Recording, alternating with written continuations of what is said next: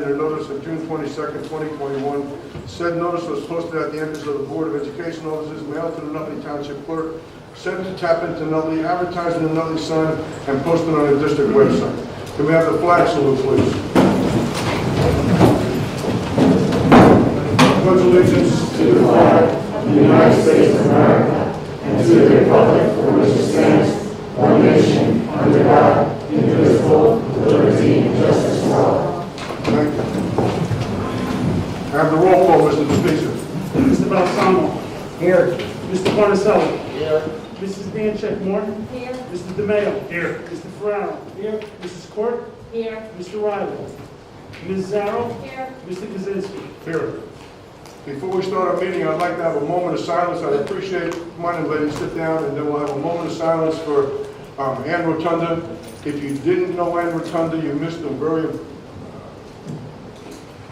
an outstanding person that did a lot for our children in Nutley. I can go back forever with Ann Rotunda, but myself, Mr. Scalera, and Carmen Vecchio were involved with Mrs. Rotunda when we built the first special SYA building at the end of Franklin Avenue. The woman was dedicated to Nutley, dedicated to the children of Nutley, and I'm surely going to miss her, and I'd like to have a moment of silence for her if you don't mind.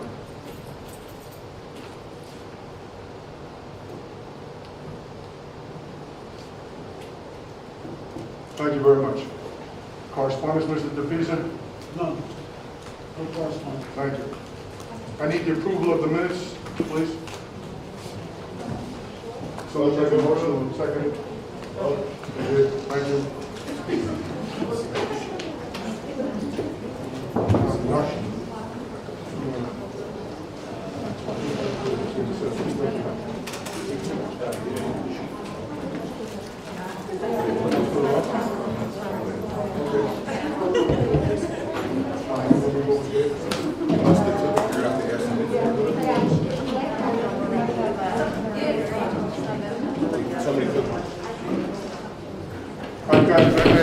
I know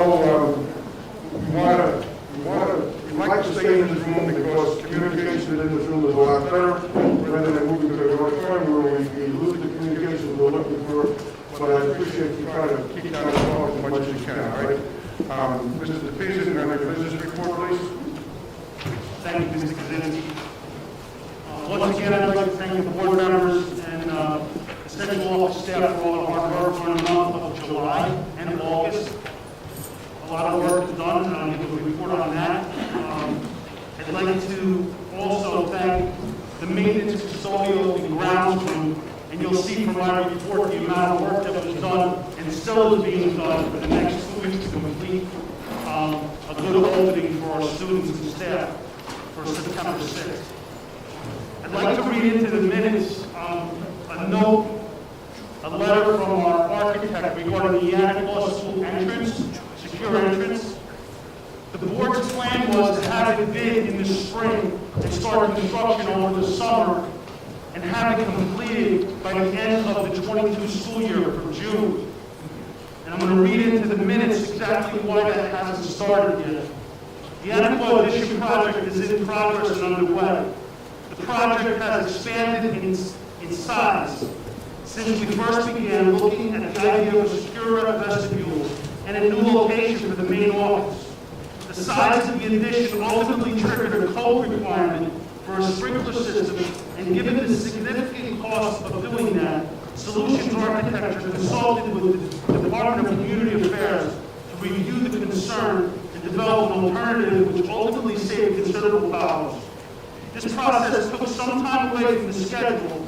However, given the current COVID-19 related bidding climate, due to material shortages, increases in material costs, steel and wood, for example, and delays, we believe there will be a benefit to the shifted schedule when it comes to bidding and the final costs, as we have seen costs finally come down.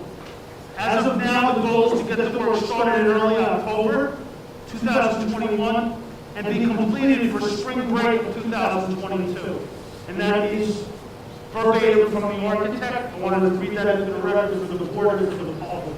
I can tell you that we received the notice of bid solicitations ad that went out to the papers today. It It should be in the papers, Star Ledger, and our regular papers sometime in the next few days. And then the goal is to receive the bids in on October 16th and approve it at our October public meeting.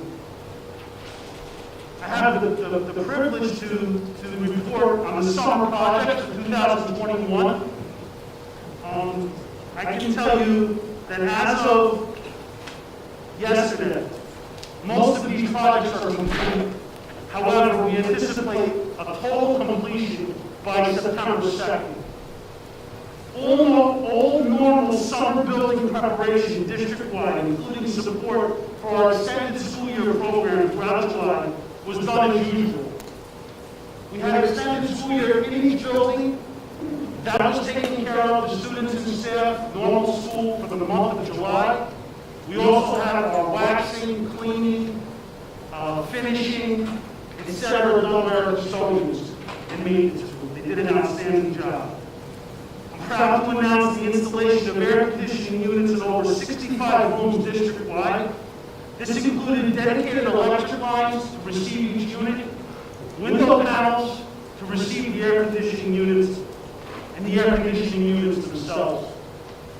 We're putting the last 8 units into the high school this coming week.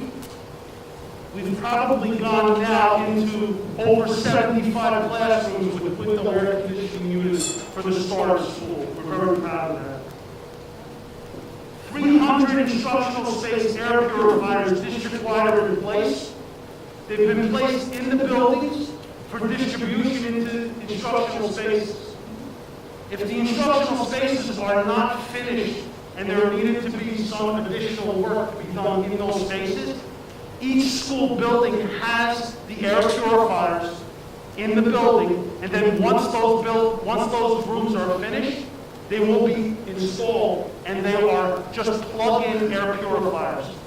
Mr. Parigi and Mr. Coster and Mr. Paris and myself will go through every single room to make sure that every single instructional space has the required air purifying unit. These air purifiers exchange the air 4 times per hour up to 1,100 square feet. Most of the rooms in our district are between 650 and 850 square feet. They would have 1.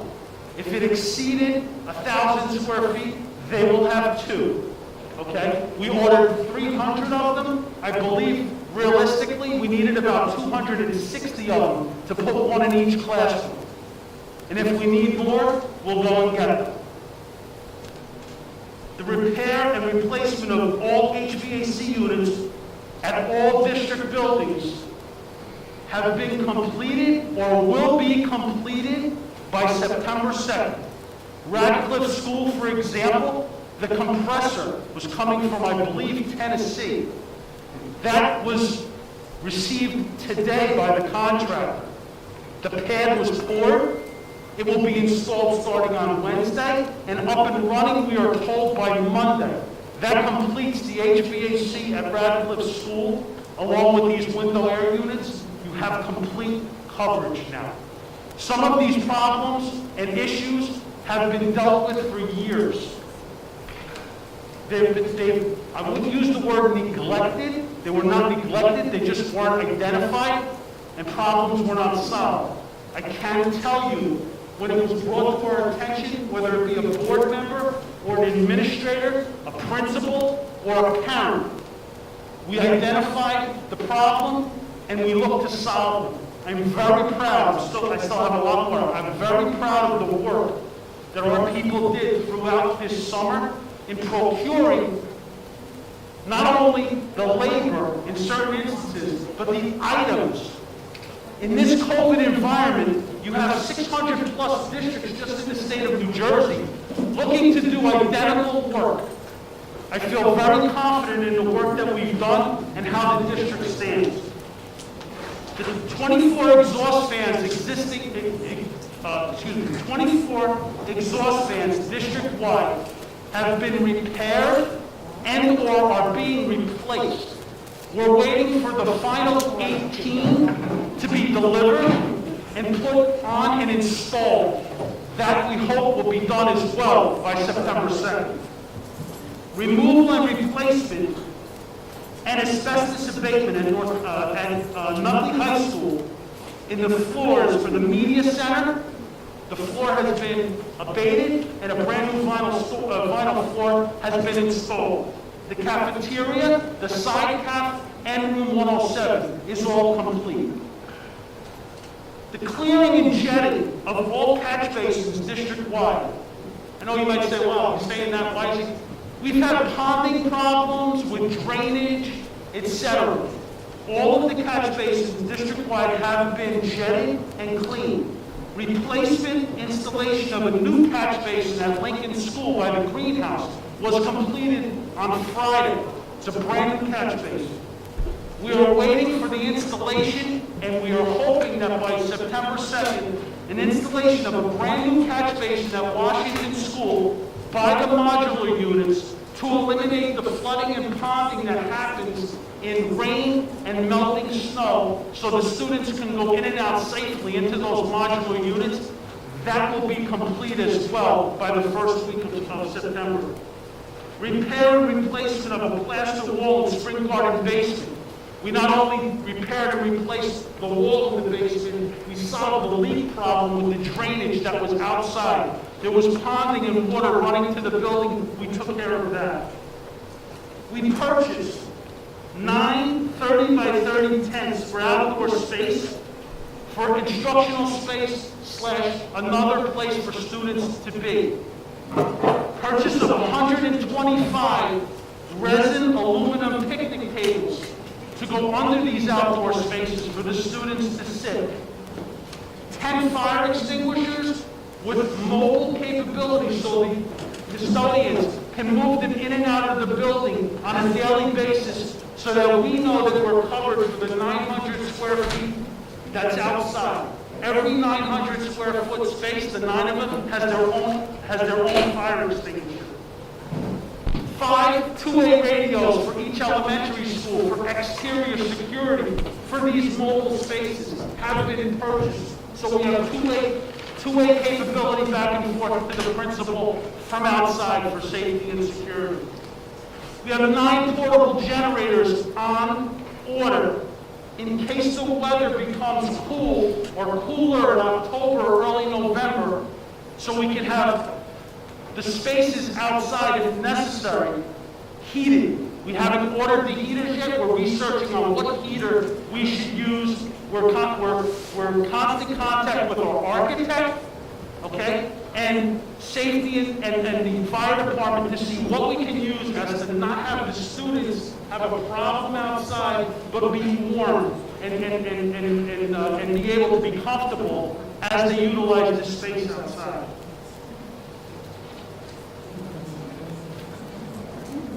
We have the installation, and it'll be done by September 2nd, of cameras with night vision for these outdoor spaces, along with the John Walker Middle School cameras for the bus security over here.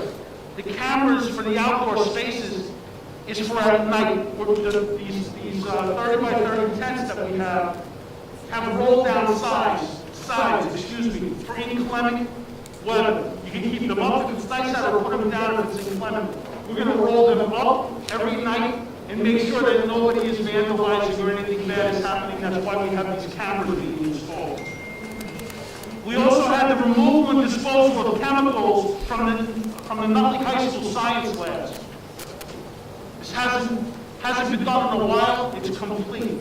The other thing I can tell you is we purchased 30 cafeteria tables for Nutley High School, in addition to what they had. The ones that were not in too good of a condition were disposed of, but we purchased 30 more for their use. We're in the process tomorrow to start painting all of the flagpoles district-wide to make them more presentable than what they are.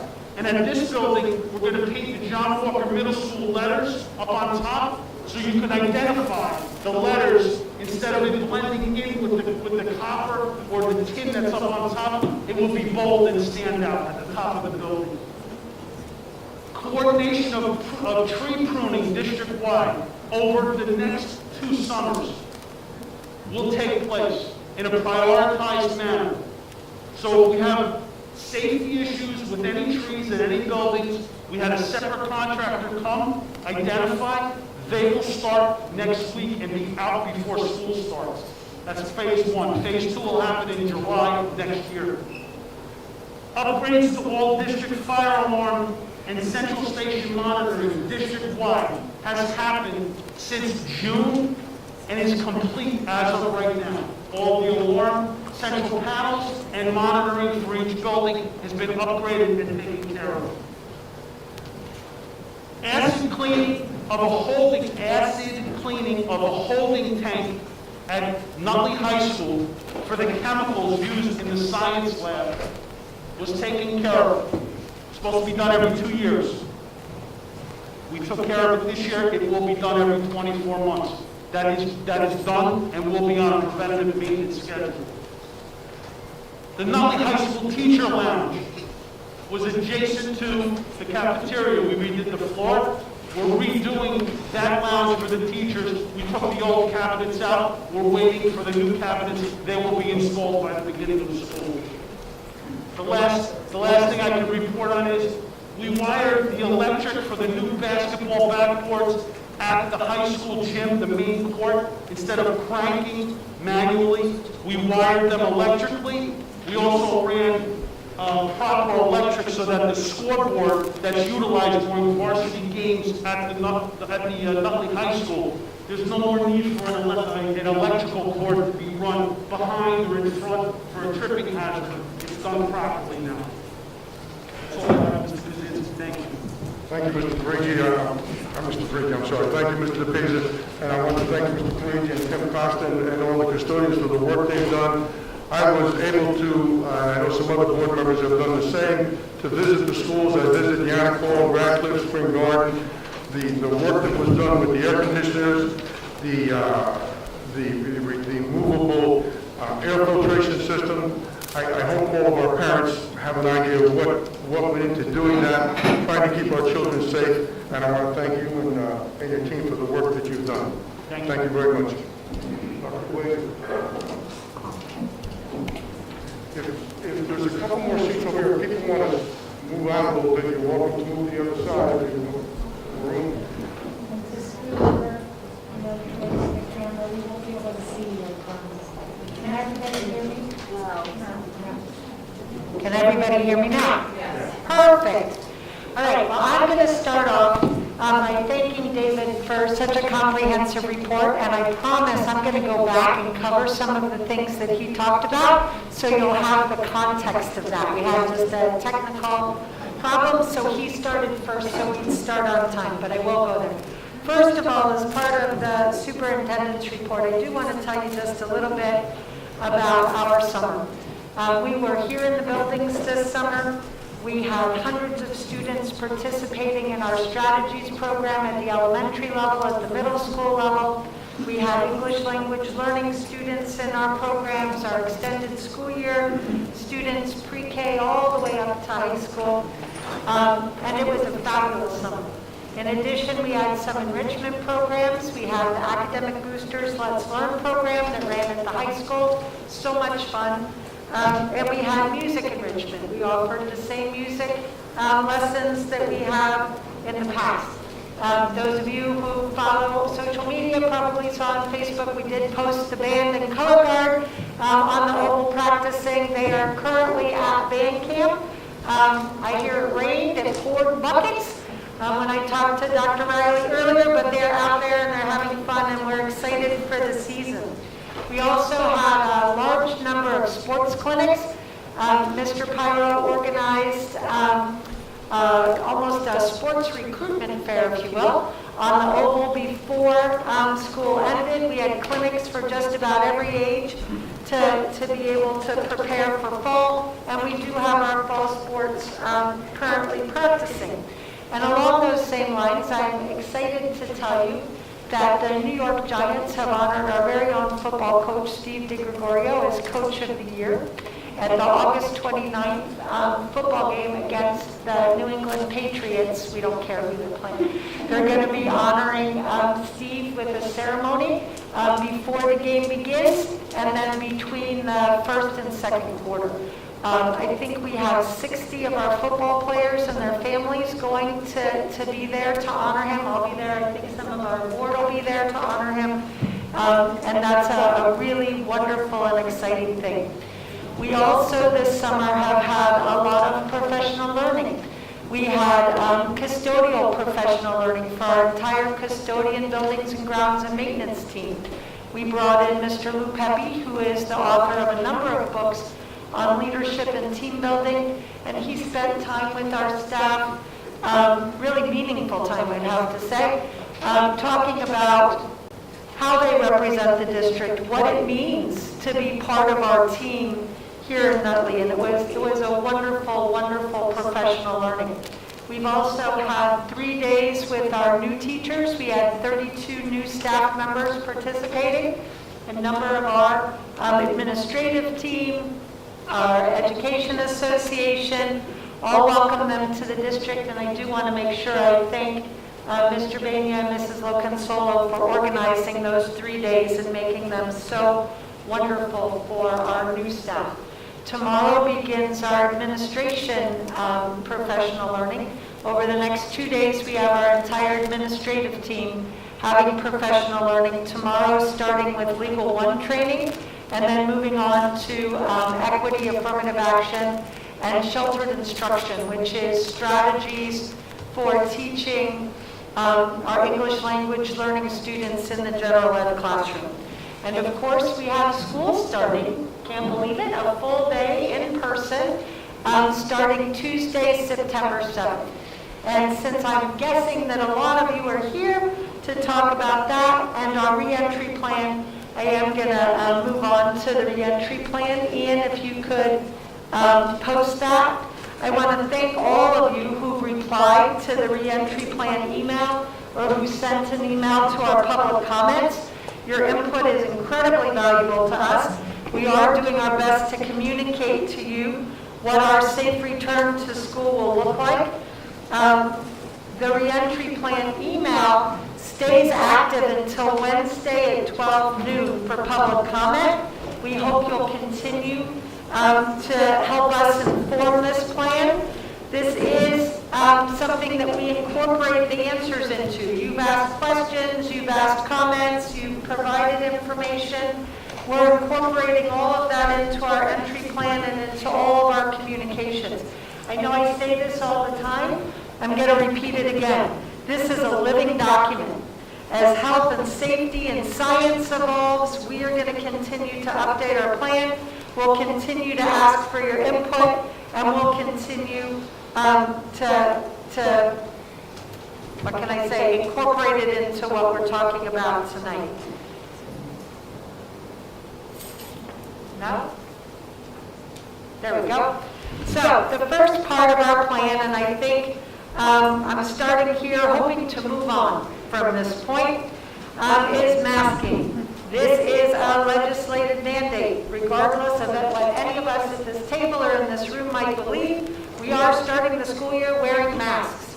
When the Department of Health and the governor remove the executive order and returns the discretion to the school districts, only then will the board be able to decide to make masks optional.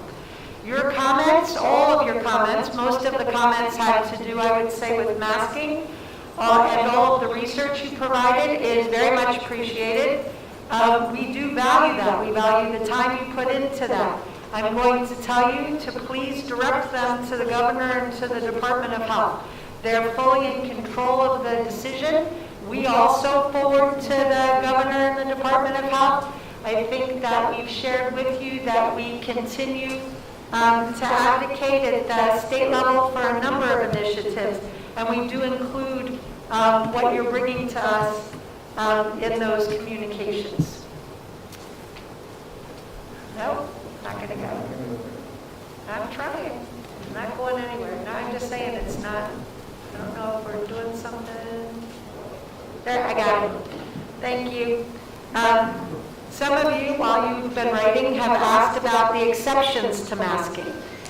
Some of you feel very strongly about that, and because you've asked, I've included this. The exceptions to masking in the plan are not any change or an update to what we had previously, and the language is very clear. It's not just having a disability. It's not just having an IEP, right? The idea behind this is that it's a documented medical condition, meaning a doctor's note saying you can't wear a mask. Or it's a documented disability that's also documented in an IEP or a staff accommodation plan that prevents wearing a mask. It can also be for extreme heat outdoors. It can also be for a student under the age of 2 who's at risk of suffocation. But again, the language is clear. It's not just about having a disability or an IEP. And I do want to reiterate, as I'm looking around the room, I think this message has come about very clearly. Neck gaiters and bandanas are not acceptable face coverings. We did have some requests to research whether or not just a face shield was an appropriate face covering. We did reach out to the New Jersey Department of Health, and face screens alone are not acceptable as a face mask. They're telling us that because they're open at the sides and below, it doesn't provide the protection that's necessary. As a reminder, and again because it was asked, face masks are the responsibility of the individual student and teacher to have and use throughout the school day, on all the school premises, in our buildings, and on our school buses. Extra masks are totally available to anybody who requests one, forgets to bring one that day, maybe loses one, breaks one, sneezes in it, whatever happens, that the mask is unwearable or damaged, we will provide that. Additionally, face shields, supplement masks, the masks that you use for speech, all of the PPE that's appropriate for nurses, for our child study team members, for pre-K, for our ABA teachers are also provided through our special education program. The next piece of the plan, there we go, is social distancing. This was another area of interest, I would say, more in the public comments than in the reentry plan. Currently, the Nutley Public Schools will follow the requirements and guidelines established by the New Jersey Department of Health for physical and social distancing. Social distancing is recommended in any setting where there is close contact of people, kind of in this room, kind of why we've asked you to spread out if you can. It's defined as less than 6 feet for more than 15 minutes and 24 hours. Social distancing has been recommended for all of us. The CDC did change their recommendations in the spring for in-school buildings. It is 3 feet between staff and student, between masked students, 6 feet between staff and students, and 6 feet between students where masks are removed. And in every instance that you'll hear us talk about social distancing, it is to the maximum extent possible. You'll hear us talk about social distancing often. The other piece to this with social distancing is that we've really spent quite a bit of time working on how to make this happen. What that means is rugs and tables for centers where students would normally gather have not been returned to the classrooms. We'll not be using lockers or the locker rooms to change for PE right now. Again, we do expect that to change. Every other stall and sink in the bathroom will continue to be blocked off. The water refilling stations in the hallways of the schools are open for water bottle refilling, but the water fountains will not be available. Students can bring their own individual water bottles. Schools also have water bottles available to all of their staff and students. Additionally, to facilitate this, entry and dismissal times, our snack and mask breaks, all have staggered time to allow for social distancing and minimize crowding. If any of your children were at the high school orientation this morning, you maybe have an idea of what that looked like. Everybody masked, seated every other seat, small groups of students dismissed at a time to pass in the hallway, to work in small groups. Each school in the district will have physical guides, tape on the floor, blocked off seats, signs on the walls and doors to help make sure that staff and students are 6 apart from each other, 3 feet between students. Again, we are still using our one-way routes in the hallways and stairways. And when we're lining up and passing, student interactions will be 3 feet apart to the maximum extent possible. And again, I will continue to say to the maximum extent possible because we know with kids that is not always possible, but that close contact is more than 15 minutes. And we're confident that we are doing everything possible to maintain that distance and health and safety. So, along these same lines is lunch. In the spring, while social distancing was maintained at 6 feet indoors for eating and for restaurants, and because at the elementary level, not every building has a cafeteria space, because even pre-pandemic, eating in the classroom is not possible for space or for staffing or for scheduling. Some of our buildings have 3 lunch periods that they manage. We are going to continue our plan. You heard Mr. DePisa talk about these restaurant quality weatherized tents with sides. They are protected from the rain and wind. As he told you, there are tables for each of those tents and outdoor spaces that have been ordered. They're provided for each school. It is, as he said, our plan to keep these tents up until Thanksgiving break. And as he further detailed, we've even provisioned for heaters if necessary. So you know, lunch and recess is just 1 mask break at the elementary level.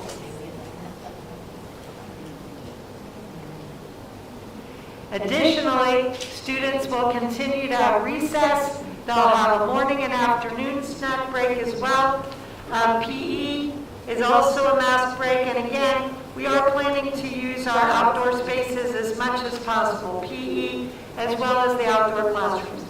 I will say to you that every elementary school schedule is different, every space is slightly different. I encourage you to please speak to your building principal. They have all been actively involved, scheduling, making arrangements, citing where the tents will go at their buildings. They can answer your questions as far as that goes. We have been fortunate to be able to extend our grant through June of 2022. We will continue providing meals free of charge for all of our students who are eating in school. It is no longer a grab and go, but if you eat in school, it is free of charge. It is fresh meal every day. There is not a choice, but Pomptonian posts a menu. This is very similar to what we did at the middle school last spring. If you don't like the choice, you are welcome to bring your lunch, and at the elementary level, you're also welcome to go home or out for lunch. I've had a number of parents call me over the last couple days asking me if it's possible to go to the school, sign their child out, have lunch, and come back for the afternoon. Absolutely. If that's what you're most comfortable with, it is okay with us. Other things, we have 2 schools in the district where we provide breakfast. Through this meal program, we will be providing breakfast at all 5 elementary schools. 3 of them will be in the Before Care program. The other 2 will be as part of the Before Care program, but as the school-based program. That means we're providing breakfast and lunch to every child in the district at the elementary level, and you'll hear me talk about the middle and high school level. I want you to be clear that we're not forgetting the rest of the community. We have been feeding the community since March 2020. We are continuing to do that. We've been doing it originally at the Nutley Family Service Bureau in tents outdoors. We were able to move it to contactless pickup here at the middle school. Now that we're back in school, we are moving that community pickup back to the Nutley Family Service Bureau. It will continue to be on Wednesdays. It will continue to be from 10 to 2, and that is for all of our students who are not in the Nutley Public Schools. Any resident child of Nutley under the age of 18 is eligible to receive breakfast and lunch every day, picked up on Wednesday. We're really proud of that, and I am very, very grateful to the Nutley Family Service Bureau for continuing this partnership with us. The meal service is just one thing that they're doing with us. You'll hear a little bit later in our presentation about the mental health services that they've partnered with us to provide. In addition to the elementary school lunch, you will see lunch at John H. Walker Middle School. We were able to do this in the spring very successfully. I think you all know we have 3 teams of students. What happens is 6 of the students eat in the cafeteria while another 6 are in the auditorium. That gets repeated 3 times over the 3 lunches so that everybody is able to eat and to also have a lunch break. At the middle school, the choice isn't desired for lunch. Students can bring their lunch, but at the middle school, students still may not leave for lunch or go out for lunch. I will say that this split schedule has really allowed us to add additional time for academic support. You're going to hear from Mr. Bania.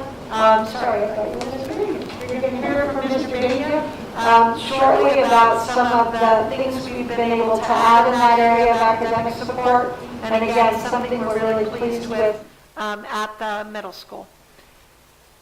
At the high school, again, it looks very similar to what you're used to. Nutley High School does have the open campus lunch. Students have that option to go out, to leave. They can bring their lunch. They can eat in the cafeteria. They are able to also take advantage of the Pomptonian meal, pack their lunch, whatever they would like. At the high school, we have a number of outdoor spaces. We have the courtyard. We have the outdoor classroom. We have the oval. We are encouraging students to use all of the available outdoor spaces for lunch. One of the things that I was asked actually on my way into the meeting was whether we're still going to have our clubs. We continued having clubs all through the pandemic virtually. Our student council, our key club, our botany clubs all met throughout, and we will be meeting starting in September going forward. Again, we're really pleased to try and bring all of the students back and provide a number of the opportunities that all of us have gotten used to. So, I've talked about in-person, full day, we're eating lunch. I will tell you that an equal number of comments to, are we coming back? Please confirm that. We're in school.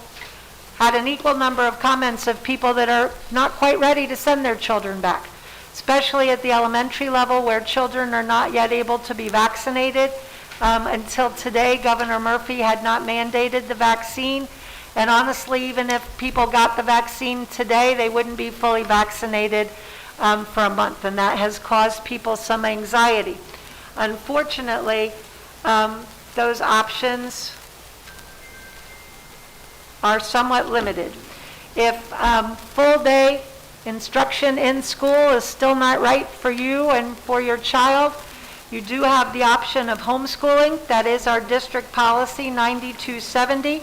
You do have the right to choose the type and character of education that you feel is best for your children. If you do choose this option, that means that the educational program takes place in your home, not in the school. If you choose to homeschool your child here in the state of New Jersey, that means you're disenrolling them from the Nutley Public Schools. That means we are not providing a Chromebook or other device. We don't provide textbooks or other resources to support. However, all of our curriculum is available on the district website. We have a really robust curriculum that is a model for everyone. And if that's your choice, you will not be left unattended. The big question has been, For many of these people that are not ready to come back to school, what about virtual instruction? And as you'll see, as per the governor in the New Jersey Department of Education, parents will not have the option to choose virtual instruction for their children. Virtual instruction is not an option, unless you see on the other side, unless it is a case of a class, a school, or a district closing because of COVID or quarantine, and that is determined by state agencies, including the Department of Health. I do want to review the quarantine and closure with you so everybody's clear. That has not changed at all since last year. None of the quarantine guidelines and none of the travel guidelines so far, but I will review them for everybody so we're clear, and I will make sure everybody understands how that is communicated.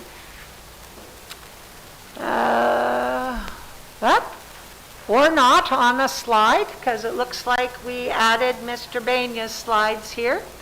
All right. Well, I will tell you, and we will add to the slides when we post them later, the rest of the slides.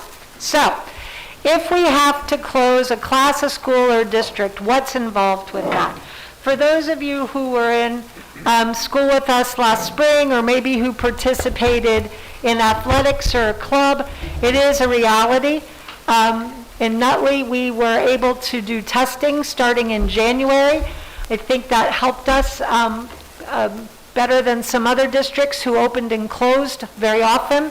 I will tell you, if you're looking for an advocacy exercise, see me after the meeting. I have been working with lobbyists against Blue Cross Blue Shield who stopped paying for testing when the health emergency ended June 30th, despite the huge number of cases that we're seeing in New Jersey and across the country.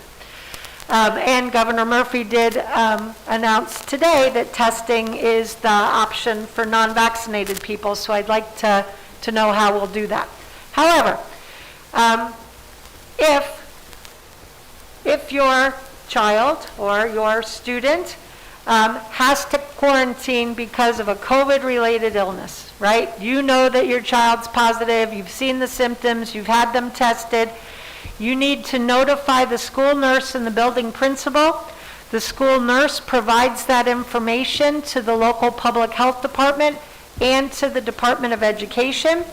They also receive the direction on the specific quarantine or isolation protocols based on the health and safety guidance at the time. If the staff member or the child is vaccinated and are just exposed to COVID or not tested positive, they do not have to quarantine, despite close contact. If it's an active positive, whether vaccinated or not vaccinated, you do need to quarantine. It is a 14-day quarantine if you do not test. If you do take a PCR test after 3 to 5 days and test negative, your quarantine is cut down to 10 days. That again is no different than where we were in the spring. That has not changed. And again, if you choose not to test, it is a 14-day quarantine. When that happens, because we have the 3 feet of social distancing in a classroom, what we do is we ask the classroom teacher to tell us who's sitting within that 6-foot circle, who are the people that were less than 6 feet for more than 15 minutes. Those people are immediately notified that they have been in close contact, meaning less than 6 feet for more than 15 minutes with a positive individual. The health department then directs us as far as the quarantine dates. That is communicated to you, as well as the testing information and the return date based on a negative test. The other people that were outside of that 6 feet but were in the same classroom do not have to quarantine. We will also send a letter. It tells everybody to look for symptoms. And those symptoms, again, are fever, runny nose, coughing. It could be diarrhea and vomiting. Any 2 symptoms, you should immediately seek medical attention and be tested. Doesn't mean you have it. There's still a lot of non-COVID illnesses out there, but you're better safe than sorry. In the case of two unrelated positives in the same classroom, what that means is one individual tests positive, right? The second person who tests positive was not in that close contact group or was not during the contagion period and still tested positive. They're two unrelated positives. In that case, we would have to close the classroom. In the case of closing the classroom, and to be clear, I think we did that twice all of last year. In the case of closing a classroom, we would revert to virtual instruction because it's everybody. It's the teachers and all of the students. In the case of just those individual students, those 2 or 3 students, what would happen is that those students would, if you think back to your college days, they would be auditing that classroom, all right? They can listen into the classroom, and the teacher will personalize that instruction by checking in with them, making sure that there are the resources available. And that is only if there's a COVID quarantine. If there's a different illness, your child just has the flu or strep throat, one of the normal things that we're used to, that works out exactly the same as in the past. After 5 days at home, we will begin homeschooling. We will make sure that your child does get a commensurate education in either case. As far as closing a school or a district, closing a school happens when you have an outbreak. If you follow the news, there have been very few of those in the state of New Jersey since schools opened. We have not had that here in Nutley, and we have not had a district closure except as directed by the Department of Education and the governor. So it would work exactly the same in those instances. I will say the travel quarantine is a conundrum, I think, to all of us. Since the spring, if you are vaccinated and you travel domestically, you do not need to quarantine. You just need to watch for symptoms. They are finding that even fully vaccinated people are displaying symptoms and can perhaps be asymptomatic, again, even if fully vaccinated. If you are not vaccinated and travel for more than 24 hours beyond New York, Connecticut, Pennsylvania, or Delaware, you are expected to quarantine.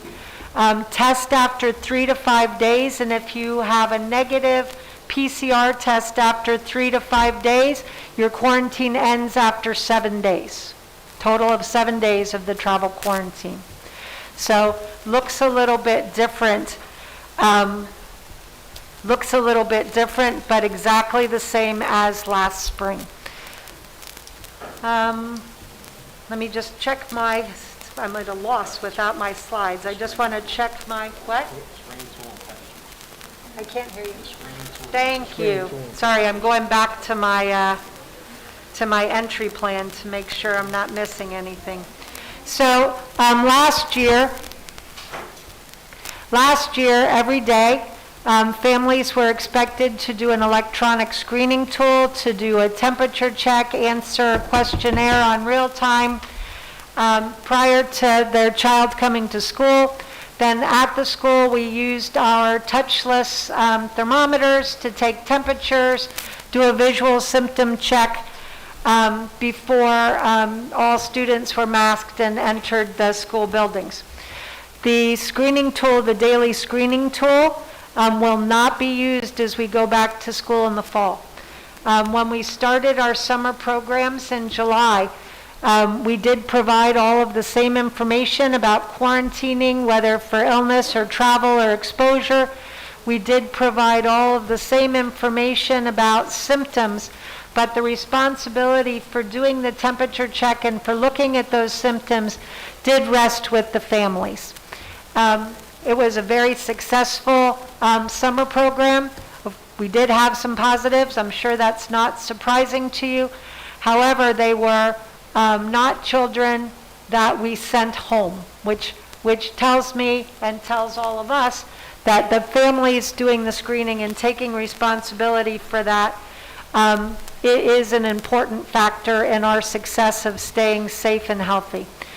We will not be taking the temperatures either, because again, the efficacy of that was small. If we find that we need to go back to that, if we're seeing a larger number of positive incidences among staff or students, we will reinstitute it. But it's currently our plan to do it, to do that screener on real time yet this week prior to the start of school. And then reminders around the long Columbus Day weekend, Thanksgiving, Christmas, and let's hope by then the new variants are more tamed, at least a little bit more tamed. I did talk about contact tracing. One of the questions that I remember, and I'm sorry I did have a slide on it, we are still continuing to follow the requirements and guidelines from New Jersey as far as if a child or a staff member is feeling ill at school. And I do, and I'll say this for the millionth time, if your child is feeling ill, please keep them home. Whether it's COVID or not, we don't want anybody else being sick. If the staff member or the student becomes ill in school, they will be isolated. We do have isolation space with the nurses. You will be asked to pick them up. And depending on what those symptoms are, to perhaps have a COVID test. I will say this repeatedly, the contact tracing has been very effective for all of us in the schools. We have a number of our staff that were trained at Johns Hopkins University, an online program, to be contact tracers.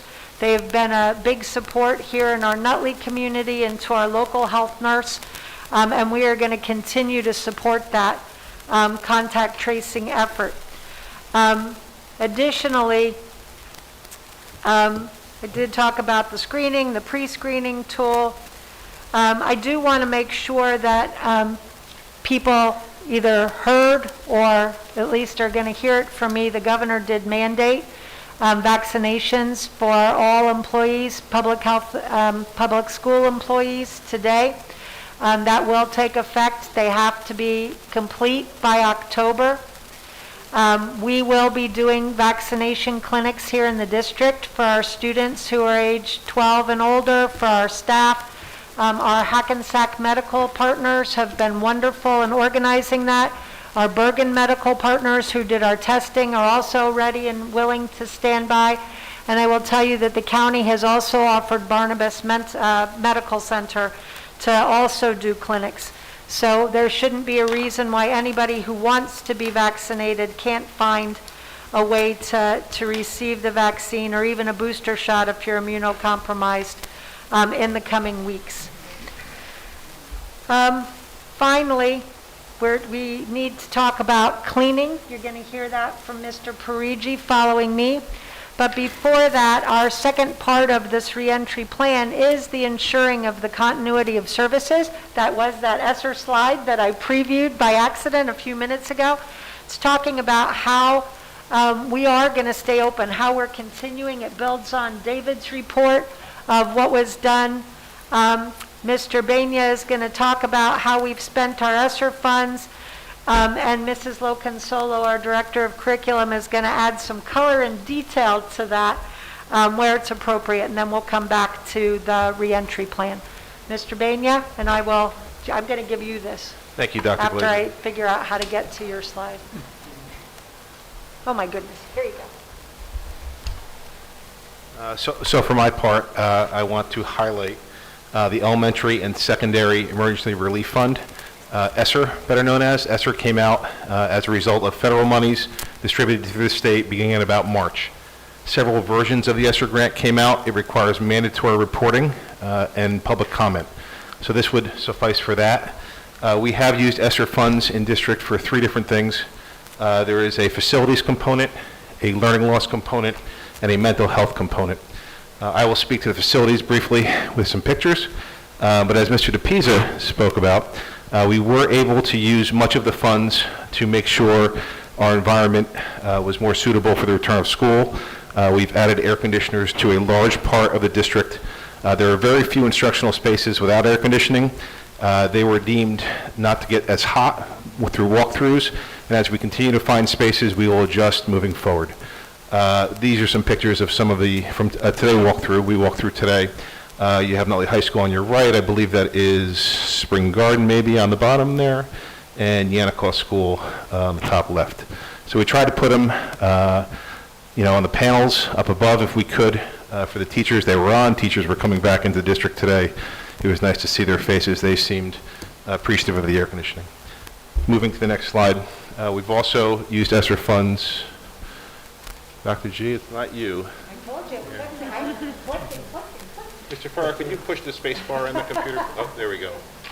I got it. Thank you. So we've also purchased, as Mr. DePisa was talking through, some of the air purifiers for the rooms. They look like those little suitcases down there at the bottom. We have, I believe that's Yannicott School on the left and Spring Garden School on the right. So they are being distributed to the classrooms currently. They may be in boxes for the teachers in the room, or they may be yet to get there as rooms are finishing being completed. I did visit just the elementary schools. I don't think they're in the rooms at the high school yet, but they're on their way. These should be unpacked and work with custodial staff to put throughout the space. And as Mr. DePisa explained, they cycle the air 4 times an hour with HEPA filters. Other things we worked on with the ESSER funds. So again, just to talk about them, the exhaust fans district-wide installed and repaired throughout the district. We are awaiting the arrival of replacement exhaust fans. They are set to be completed before September 2nd. There's 18 of them anticipated by the end of the week. I'm sorry, this formatting was correct when I sent the presentation, and it's not now. That's okay. The Radcliffe unit arrived. That's going to service the south end of the first floor and finishes off all the rooms that are not supplied by room air conditioning. That should be installed by the end of the week to be up and running. The Radcliffe OT-PT unit was replaced. That was part of the ESSER funding. Lincoln and Washington geothermal units, a couple rooms in each are being looked at and repaired as necessary for those units.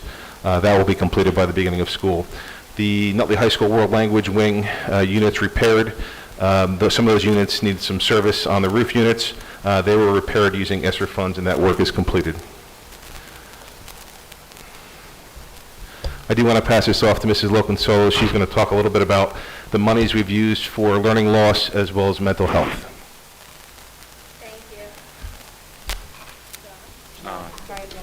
Thank you. Thank you for the opportunity to share how ESSER funds are also being used to address academic learning loss and provide academic support. Just to highlight a couple items for you, our summer programs this summer, we were fortunate to have a really strong turnout for our Summer Strategies program, which provides academic support in a relaxed and engaging setting for students in grades K through 8. We had over 140 elementary students and 46 middle school students attend. And we were also able to provide a newcomer academy for our English language learners. Additionally, we had a Wilson multisensory reading instruction PD that we offered August 2nd through 4th. We were thrilled to have over 20 teachers participate in this training, and they're now officially Wilson trained educators, and we have a few of those teachers even going on to become certified Wilson instructors. So we want to thank them for taking some time this summer to learn with us. We have a Bridges Intervention Math resource that we're purchasing through ESSER funds as well.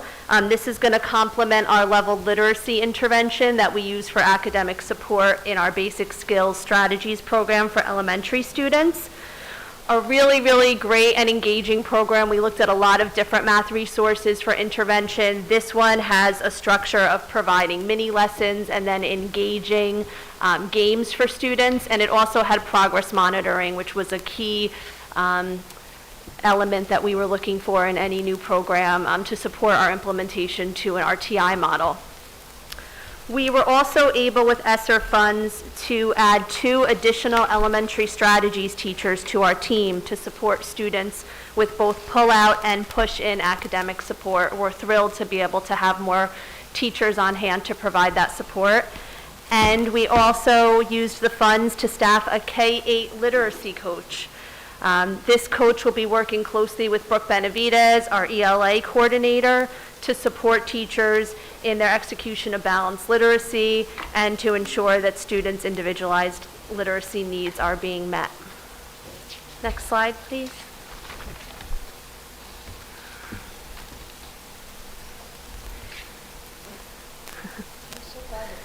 Yeah. The battery must be low. In order to assess and address learning loss related to the disruption in in-person learning, the district really begins, if we're taking kind of a wider view now, with assessing students' starting points. So we're looking at both informal and formal assessments that we can use to gather information on student learning gaps. This will look like the NJDOE Start Strong assessments that we'll be giving this fall, and I'll talk about them in my next slide in more detail. But it also draws upon internal assessments, like our Fontes and Pinnell reading level assessments, and universal screeners like the DIBELS that we use for dyslexia. So that's what a lot of our fall will look like. We'll be assessing and getting the starting points of where our students are at. From there, we'll be identifying areas for growth, as we always do, now with more specific data from the New Jersey Start Strong assessments as well. And then we'll be providing the targeted instruction within small groups, within the gen ed classroom, by classroom teachers, by our strategies and basic skills teachers, and ongoing progress monitoring there as well to ensure that those gaps are addressed. I also just wanted to share that we're continuing to provide opportunity for continued learning after hours. Last year, we were able to provide after-hours foundations, which is our multi-sensory phonics program for our earliest learners, and we're continuing to look at ways that we can maybe leverage some of the lessons learned through remote learning to keep seeing students in small groups and keep extending the learning outside of what we would think of as a traditional school day. I also just wanted to take an opportunity to briefly share information on the upcoming NJDOE Start Strong assessments. As you all know, the state received a waiver that allowed us to not administer the New Jersey Student Learning Assessment last spring, which is what we would usually do in the spring as far as a standardized assessment. But instead, we were able to commit to assessing students in the fall as a way to plan for instruction for the upcoming year. So this Start Strong assessment will be administered between September 13th and October 22nd. That's the state testing window, and we'll be sharing specific dates for the district as the time comes.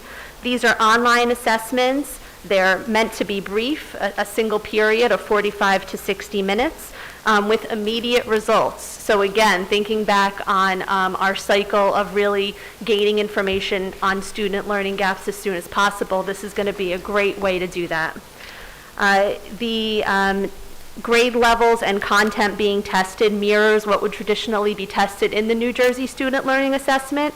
So it will be ELA Math grade 4 through 8, Algebra 1 and 2 in Geometry, and Science 6, 9, 12.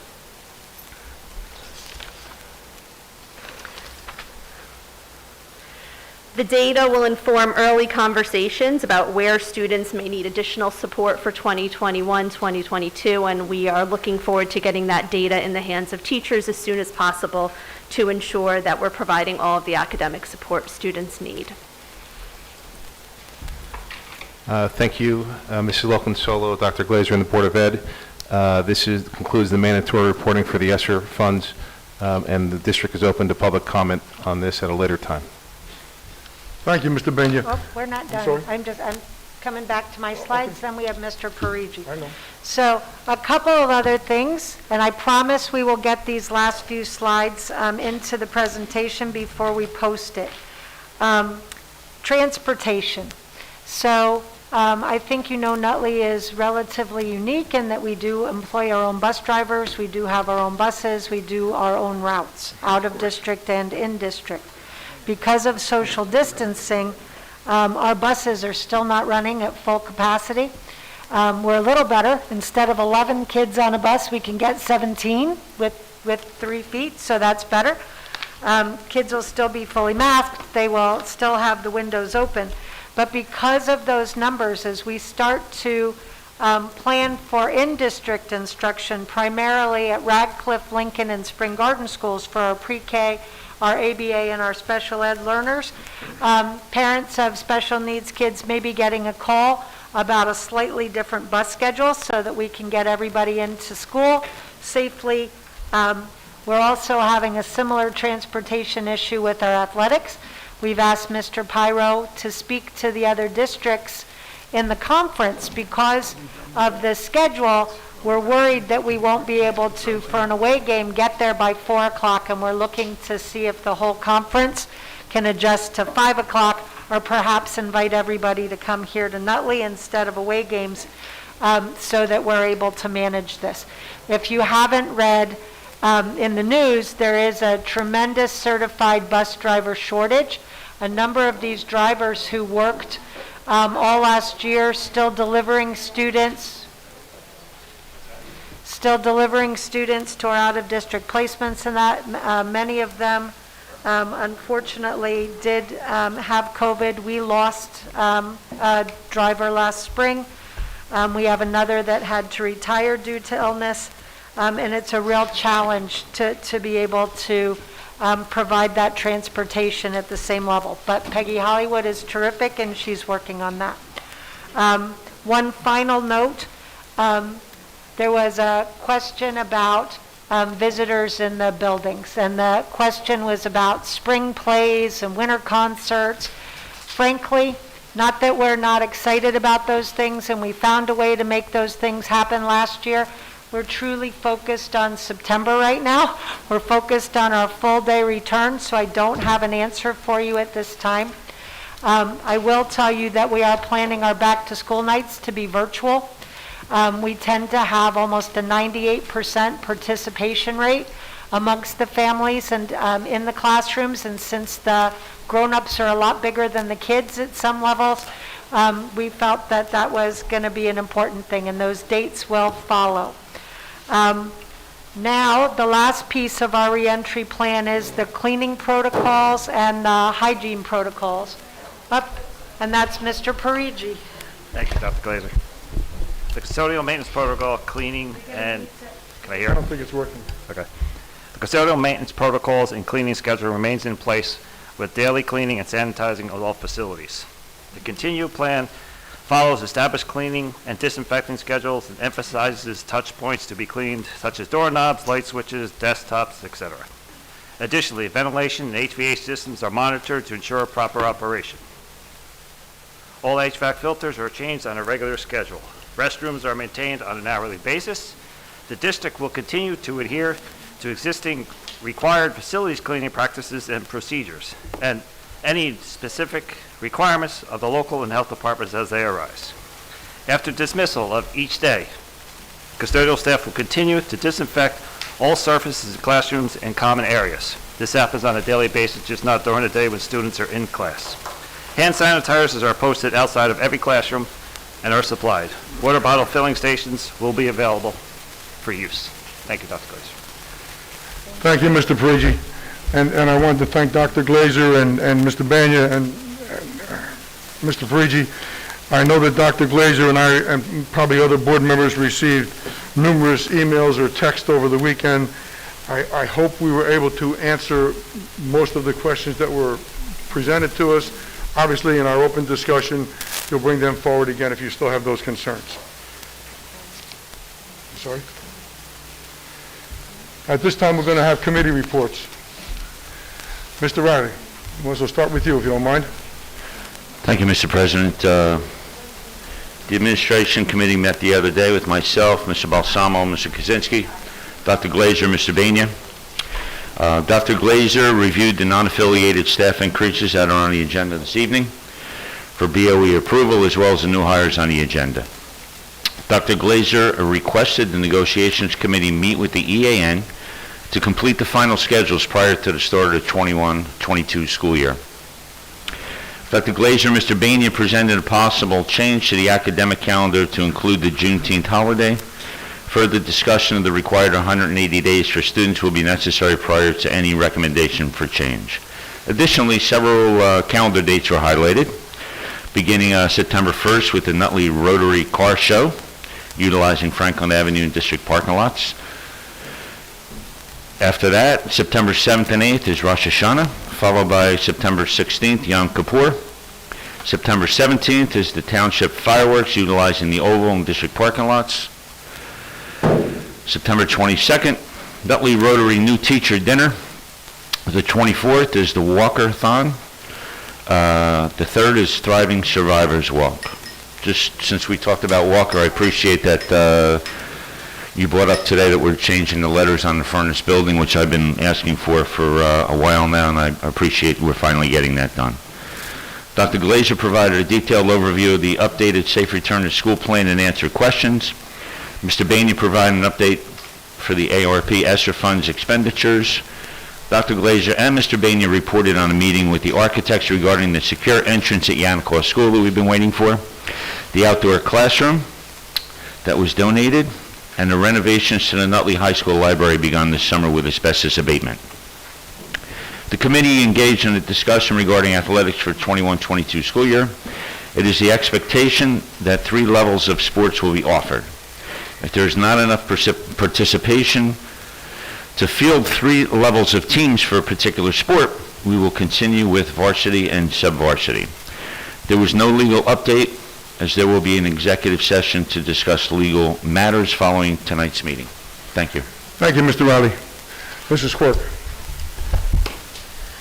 The Policy Committee met after the Academic Committee on Wednesday, August 18th. The committee reviewed the most recent alert from Strauss-Esme. The committee moved 3 policies to be repealed and pertained to the Safe Return to School plan for fall 2021. The committee also moved a replacement policy titled The Road Forward COVID-19 Health and Safety for Emergency Adoption. Emergency adoption is allowed under Bylaw 131. A policy that is adopted under the emergency status is active upon approval, but must be ratified at the next board meeting to maintain in effect. The Road Forward COVID-19 Health and Safety will replace the Return to School plan. The committee moved to repeal Policy 5111, Children Displaced by Domestic Violence, which is now covered by updated Policy 5111. Also, the committee repealed Policy 8810, Religious Holidays, which is now covered by Policy 2270. The committee reviewed the remaining alert policies and regulations and designated 1 to be moved for first reading and 11 policy regulations for feedback from administration, central office, and board subcommittees. The committee reviewed policies and regulations on the use of social networking, fundraising, community organizations, and teacher dress code. Policies with community organizations have been moved to first reading, and the others listed were tabled for more discussion. The committee adjourned. The next meeting will be on Wednesday, September 15th. Thank you, Mrs. Quirk. Mrs. Danczak Martin, please.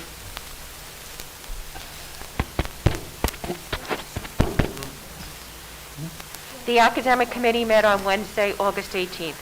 Ms. Loconsolo reviewed the draft curriculum written over the summer. Mr. Dwyer and Mr. Riley provided an overview of key aspects of social studies and fine and performing arts draft curriculum. Draft curriculum will be used during the 2021-2022 school year and modified based on feedback moving forward.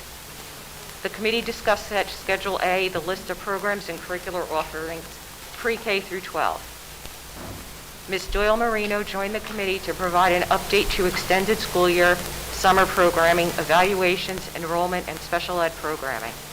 Mr. Banya shared the district professional development plan and highlighted the professional development being planned to support the district goals. The local professional development committee has been meeting throughout the summer. Dr. Glazer provided the committee with the return to school plan. Dr. Glazer also discussed the adoption of Juneteenth as a state holiday and options for the district calendar. Ms. Loconsolo presented the professional development request, and Dr. Glazer discussed several items related to personnel. The next meeting of the Academic Committee will be Wednesday, September 15th. Thank you. Thank you, Ms. Martin. Mr. Ferraro, please.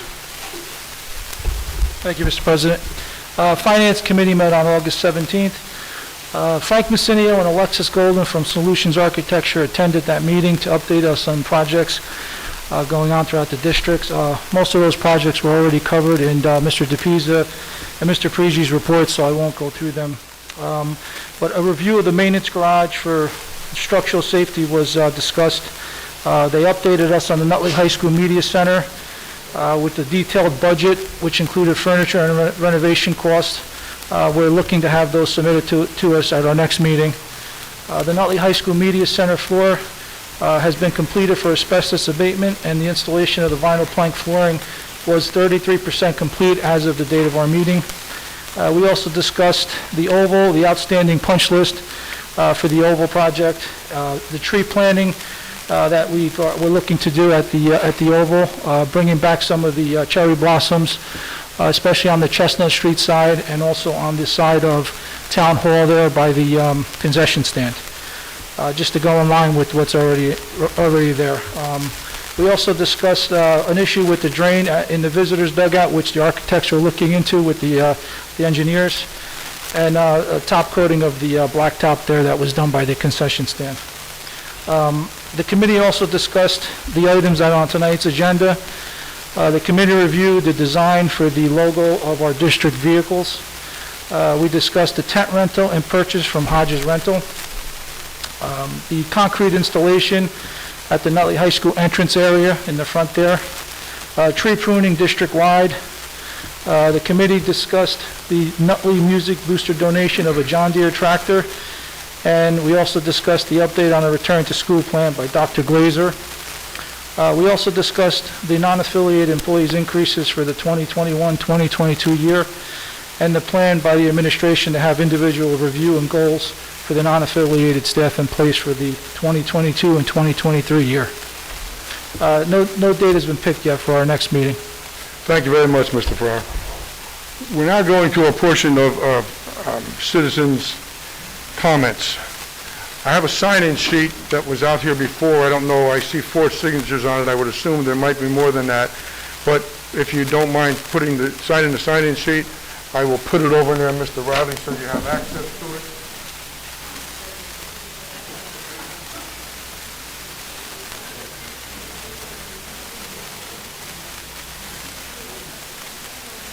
All right, we're also doing something a little different tonight. Rather than have 2 portions of hearing of citizens, one on resolution items and one on all items, we're going to combine them all together. Since we had the presentation on the opening of the schools, the presentation of our ESSER funds, so the portion that we're going to go into now will accept all comments on the back-to-school plan or whatever else you'd like to make a comment on. We now come to the portion of our meeting where we allow members of the public to address the board. In this section, we allow questions or comments on reports, resolutions, and all school-related matters. Our board regulation number 167 allows 20 minutes for these communications. Each person should be entitled to 3 minutes. We ask you to try to stay within that requirement. Speakers may speak more than once, only after all others wishing to speak on a topic have been heard. Hello? All statements will be directed to me as the chairperson. No one may address board members individually. Please be reminded that if your statement is too lengthy, abusive, obscene, irrelevant, or redundant, your participation may be terminated. Please remember to state your name and address each and every time you address the board. Does anyone have some questions at the time? Mr. Riley, the first person that was on that list, please. Mary Ann. Okay. Yes, ma'am.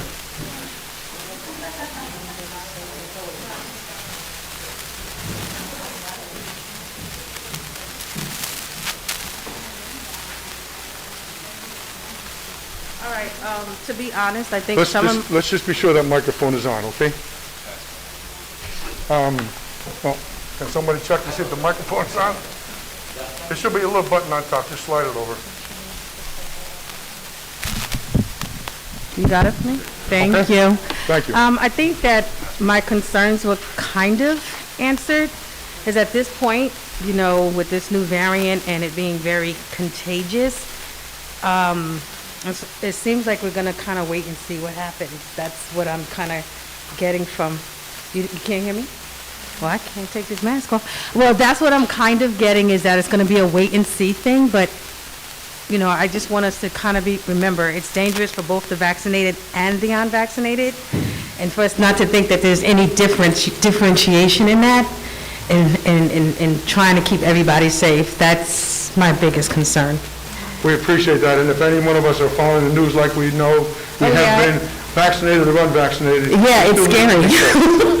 Yeah, We it's appreciate scary. that. Thank you.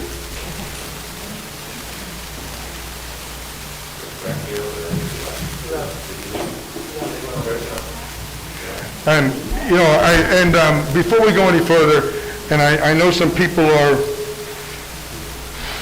very strong-willed, you are supposed to have your mask on while you are in our building. I'm sorry? Do I have mine off? I have it off when I drink water, yes, ma'am. Besides that, okay? I'd like you to put your mask on. If you're not going to put your mask on, then I would like you to leave. You're right, okay? I'm not coming at anybody.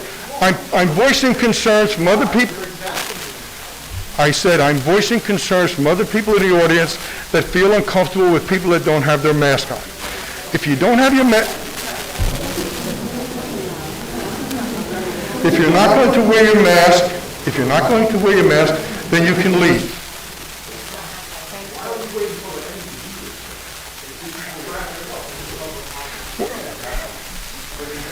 Because I just got the note from some concerned citizens. If you're not, sir, we're not, time. All right, time out, okay? Then that's fine, okay? Your mask is on now, I appreciate it, and I know how uncomfortable masks are. I wanted to make sure we could hear us, and you're absolutely right, but I'd appreciate you putting your mask on for the safety of other people in the audience. Okay, and I appreciate, and I certainly appreciate that. Okay, then I would ask you to, then put the mask on to here. You don't need the mask to hear. If you're not going to put the mask on, then just leave, sir.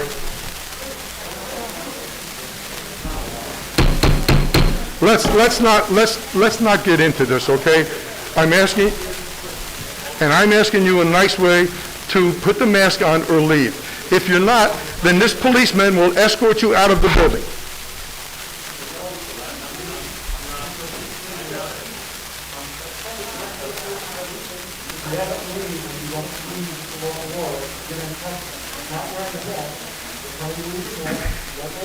All right.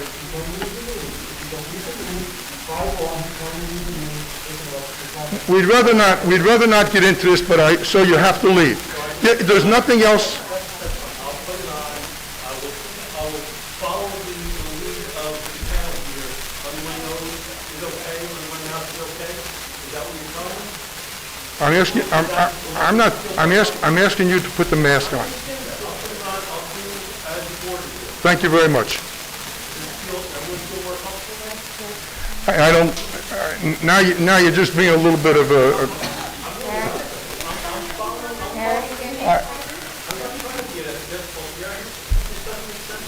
It might not make sense. It might not. Time out.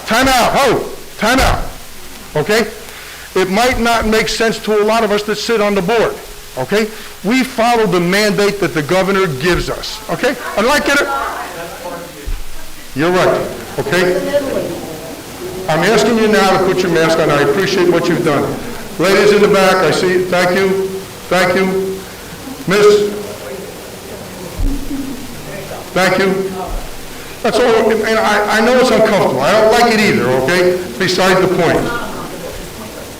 It could be.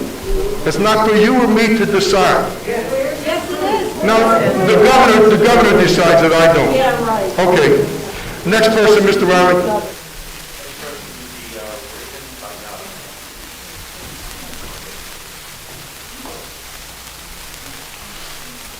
I'm just going to take this so I can speak. Yes, I would think it would be easier to talk. Yep, Ravenbeck Meadow. I'm not disclosing my address. I live in Nutley. Here we are again. Just when the children were getting excited to return back to school, they got the news about the mandate. As I stared at their disappointed faces, my mama heart broke. They are just kids who want to go to school, play with their friends while receiving an education. The problem is, in order for this to happen, they would have to wear a face mask for 6 hours a day. That is not okay. As their parent, I should be the only authority to make decisions and determinations on their best interests. They are my children. How does the governor have any say in anything that pertains to my children, especially something that is extremely harmful to their health. Since the moment they were born, I have done everything to keep them healthy and protected. Now more than ever, actually. No one has the right to tell me what I have to do in order for my children to receive an education. Following the science, it's all I keep hearing. So here's some basic science for those who need a crash course. When we inhale, we are taking in air which enters our lungs, and oxygen from the air moves from our lungs to our blood. While this is happening, carbon dioxide, a wasteful gas, moves from the blood to the lungs and is exhaled out of the mouth. This process is called gas exchanging, and we need this to live. It is essential in order to live. Restricting our airways with masks is causing carbon dioxide, the wasteful gas, to go back into our lungs. This is not a part of the breathing process. Breathing in our own carbon dioxide for a long period of time causes an acidic environment in our bodies, leading to many complications, which I know has happened last year in the schools. There was a lot of things. I don't have to go into it. Just imagine how quickly these complications occur in these little bodies. I can't speak for every parent because everyone has different views on what works best for their children. Though, I can speak for myself as a mother of two, and being forced to cover their source of breathing is criminal and abusive. Suffocating them in a mask all day isn't the only negative health effect. It is also ruining their immune systems. Kids need to come in contact with germs so their body can fight them off. If we keep suppressing it, it's not going to work. We are weakening the children by covering their breathing passages. We're headed into the third school year affected by this virus. Suicides are up, depression, anxiety, substance abuse are all up in kids, especially teens. I'm sure everyone knows someone whose kid isn't doing well. Adults have taken away 16 months from them, and just when things are getting back to normal, they do it again. It's absolutely heartbreaking. They need normal. I'm the parent who always volunteers and is quick to lend a helping hand at every school function. I don't ever speak publicly, but I have a voice and I felt the need for it to be heard. Why are those who want their child wearing a mask the only ones given a choice here?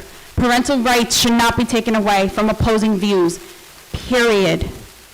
My children deserve an education just as much as they do, and I shouldn't feel cornered to make the choice between masking or depriving them their rights of receiving a public school education. If you truly represent the kids and what is best for them, not only their education, but their mental and spiritual well-being, you will push back on the governor with the letter and mandate and push back on him against this unconstitutional mandate and simply not enforce it. You are the appointed representatives for our kids, so please stand behind them and fight in their corner. Affirming parental rights to have the choice to mask their child is the goal, and you can fight for it.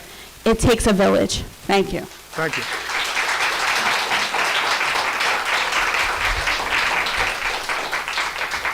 Thank you very much. At this time, I'd like to introduce our board attorney, Mr. Scott Evelyn, who will address that situation, if you don't mind, Mr. Evelyn.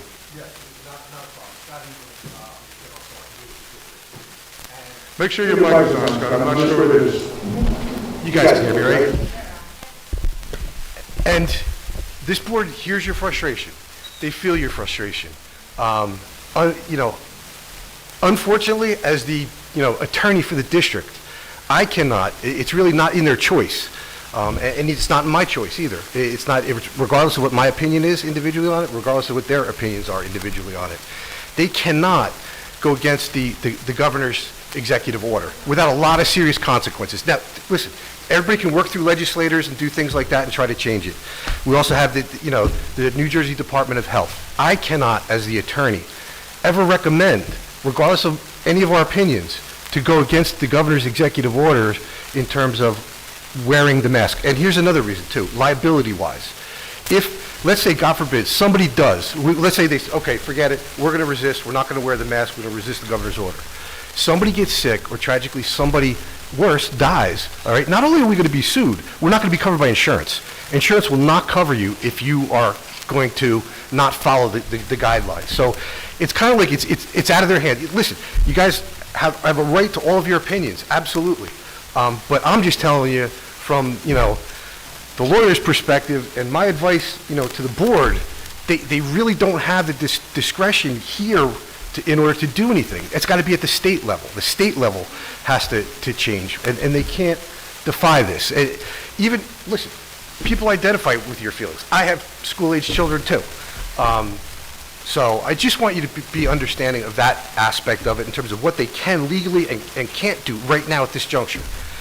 So, and I'll be happy to speak with any of you out in the hallway or after the meeting or whatever. Thank you, Mr. Evan. Thank you. You can address the questions to us when we get there, okay? Are you good? Mr. Evelyn, are you done? Yeah, Okay, listen. for now? Yeah. Ms. Ritaco.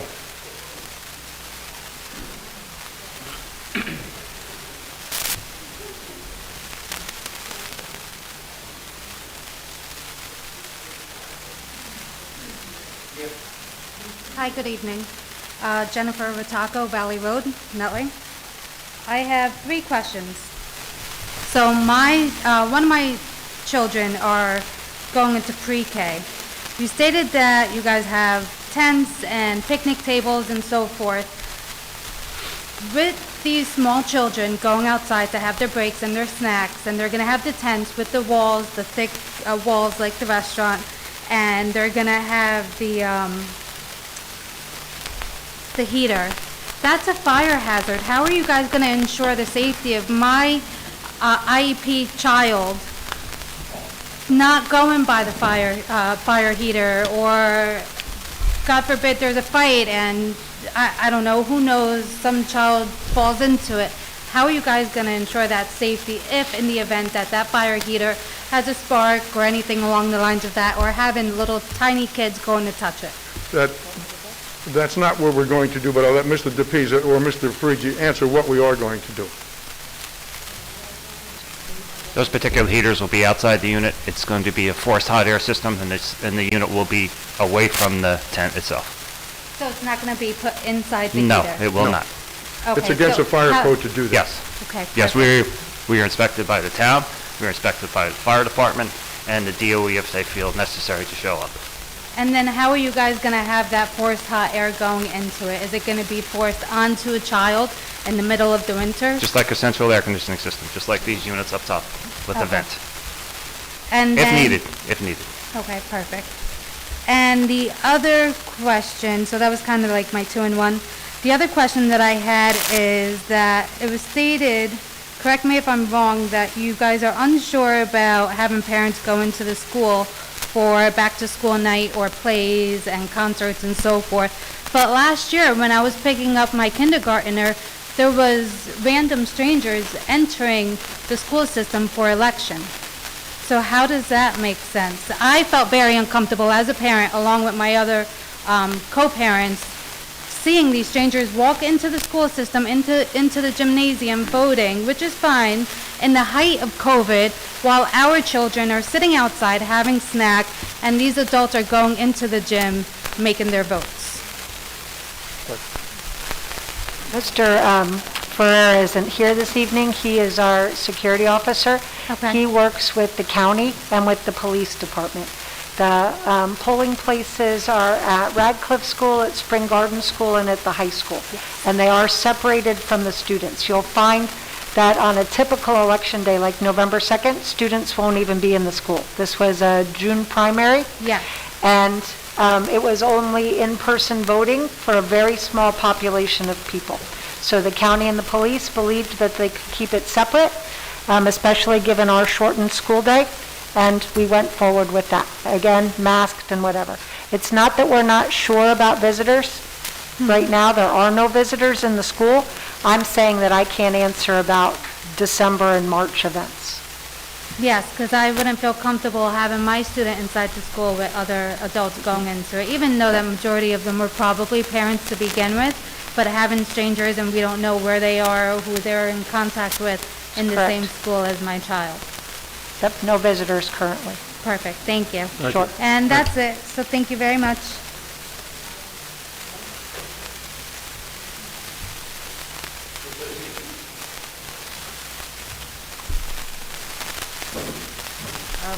Chris Osija, 61 Grand Avenue, Nutley.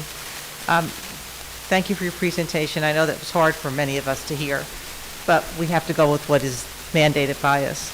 But I came on a different note. I came to thank the board for their support of the Let's Learn program. We had over 130 students that really had a good time from 9 o'clock to 12 o'clock in the program, and I couldn't have done it without your support, without Kent and Janine helping me through it. The odd thing that I found is that it was only a half a day. It was summer, but the masks were not mandated, and most of the children wore them. That they were having a good time.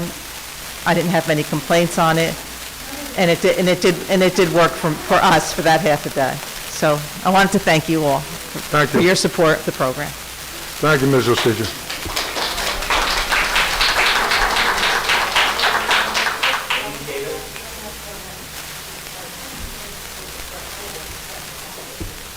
Hi, everybody. Good evening. Amy Cada, 57 Oak Ridge. I just have a couple questions. One is about the frequency of mask breaks. So I'm just wondering if we as parents will get an idea of how often kids are getting mask breaks since it's now a longer school day. So imagine recess, phys ed, lunch if they're outside.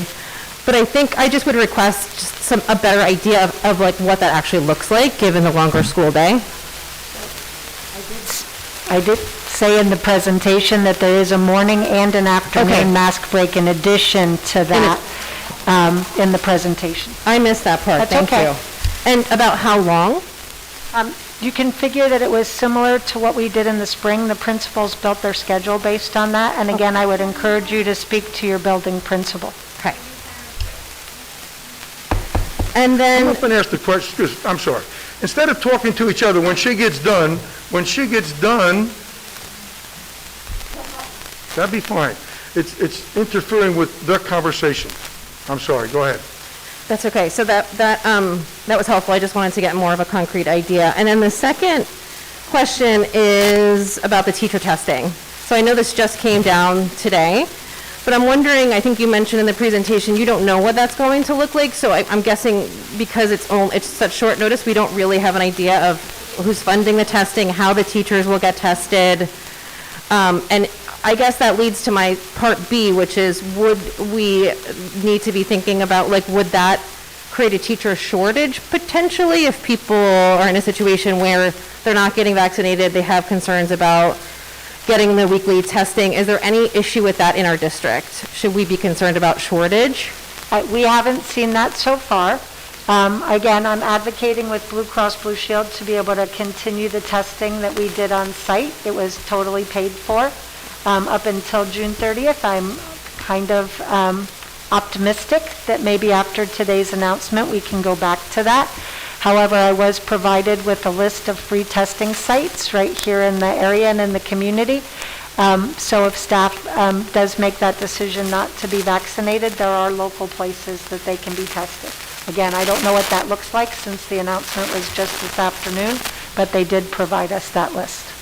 Thank you. And one last thing. So I know that there have been districts who've been pretty vocal about pushing back on the governor's mandate, including Middletown, the governor's home. So I'm wondering, you said that you are advocating. I'm wondering if that advocacy has been made public. Like, can we see what you sent? Is that something that the public has access to? And I know it's hard for us to understand what you're saying, okay? Try it one more time. So I know, other districts have been vocal about pushing back on the mask mandate. And you have said that you are advocating. And so I'm wondering what Nutley's stance is on this, and can we have access to anything that you have sent in terms of advocacy for our kids? We've sent numerous letters to the governor letting him know that we don't think the policy that he's enforcing on us is right or proper. Okay. We've also forwarded quite a few letters that came from parents to the governor, to the health department. So we're advocating as much as we seem possible. I think we've even talked to a couple of our local representatives to try to have some input with the governor, to no avail as yet. I just want to say that we did not share any emails or letters without the person's permission. Can you hear me now?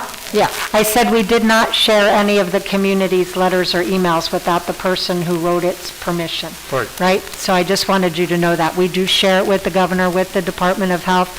We have let the governor know in no uncertain terms, I think June 21st letter, that his decisions were dividing our community, that it was really changing the tenor of conversations in the community, and he needed to be a leader. Thank you. Thank you. Mr. Riley? Okay. Thank you. David Kay, 706 Bloomfield Avenue. I've got some questions that are, I think, not going to come up from the normal stuff, so I'm going to bring them up tonight. The National Education Association ran a training, and they did role plays to the tune of having vaccine conversations with students that are eligible for the vaccine. And I wanted to know where Nutley stands on this. Are students going to be having conversations with teachers that are teacher-initiated regarding the vaccines? I would probably say no, Mr. Kay. That's not what Nutley advocates as far as on a teacher level, but certainly we will have we'll have clinics that make our students aware that that's what's available to them, but not forcing anybody into doing it. Is everybody aware of the training that's continuing by the National Education Association? You're the superintendent, you're shaking your head no? I mean, it's all over. I'm not a member of the NEA. I do not do it. Okay. So that's a real issue, and for those who don't know, you should research it. The next question I have is regarding the curriculum stuff, which we tried to contact the school this week to get the information around sex ed being taught and also CRT. Question I've heard, and I've seen some presentations from other districts, because I am running for the Board of Ed this November, so I'm doing my homework and watching other towns and how they're doing. And the sex ed CRT is a really big topic. Is it in the curriculum that under 5th grade aged students, like we're hearing in Montclair and Wayne and other surrounding towns, that are going to be taught about masturbation, about oral, and about anal sex? Because these are three things. Just listen first, and then we can answer. Please, not you. So these are three very specific words that I use, not that I want to use those, but I had to because those are the three specific major sore topics and the age bracket of what is being told that this new health curriculum, which is on the agenda for tonight, and I feel like from what I've heard from other Board of Eds, the health curriculum is about this lowering the sex ed age of when we're talking about these conversations, which really should be parent conversations. So for the general public who doesn't know, can anybody answer, are these types of educational things part of this new health curriculum? So Kent and Janine have been working with our curriculum writers this summer. They have reviewed it, and they've gone through the resources as well. I don't know which of you want to address it first. I can start. So over the summer, we have worked with the new mandates that have come out from the state and our team of teacher-led curriculum writers. I will say that, our curriculum writing is a process where over the summer we draft curriculum, the board looks at it, we go through a full year of draft curriculum before it's put into its final version. The mandates at the secondary level, we have not yet completed our writing of the phys ed curriculum at the secondary level. Janine, do you want to speak to the elementary level health curriculum? Hi, yeah, I can tell you that the elementary curriculum includes all of the New Jersey student learning standards regarding, health and phys ed. Specifically, that standard, I don't see in here as a grade 5. I see that as a grade 8, but I can review the draft curriculum again and give you an update on that. The draft curriculum will be released online as soon as this meeting is over, as soon as we can this week for you to view. We do receive feedback on that for a full year. As our teachers give us feedback, scope and sequence, unit planning, that type of thing, we welcome all stakeholders to provide feedback on that before it's finalized. Okay. Mr. Kay, I think your best bet would be is to personally interact with the assistant superintendent and take a look at it, because it is part of what we all look at, so you're able to see it and review it if you like. Absolutely. Thank you. Thank you.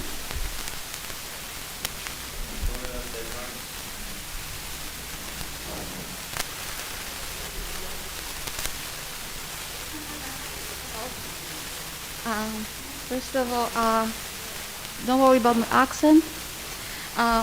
I didn't have the chance to say thank you to you. Can we turn our microphone up a little bit? Okay. I did not have a chance to say thank you to you, Mr. President Kaczynski, on your speech in middle school graduation. And you said that welcome back after vacation to normal life. You didn't say new normal, you said normal life. And you said at the very end, and that was like honey to my heart for me, for the entire vacation, that you said, listen to your parents and grandparents. Listen, you didn't say listen to the experts or follow the science. You said listen to your parents and to grandparents. And really, that's why the last your sentence. And that was, like I said, like my honey from my heart. Now, I am so disappointed right now with all the situation what's going on, okay? I have 5 kids. 3 is going to be in middle school, in elementary, right? Now 2 in high school, 1 just graduated. So, I know that all those things are harmful, we all know. So, we have to fight for our children. And I don't know how everything will, I know you say, oh, it's a governor, mandate, whatever. By the way, before I finish, it's not a question, it's just a statement. A mandate is a law, or do you have to follow a mandate? Because I find out that a mandate is not a law. So do you have to follow mandates? But I don't know, educate me, I don't know. In other words, I don't know how everything will work, but we'll see. I do not send my children to school, or maybe homeschooling something. So thank you. Thank you.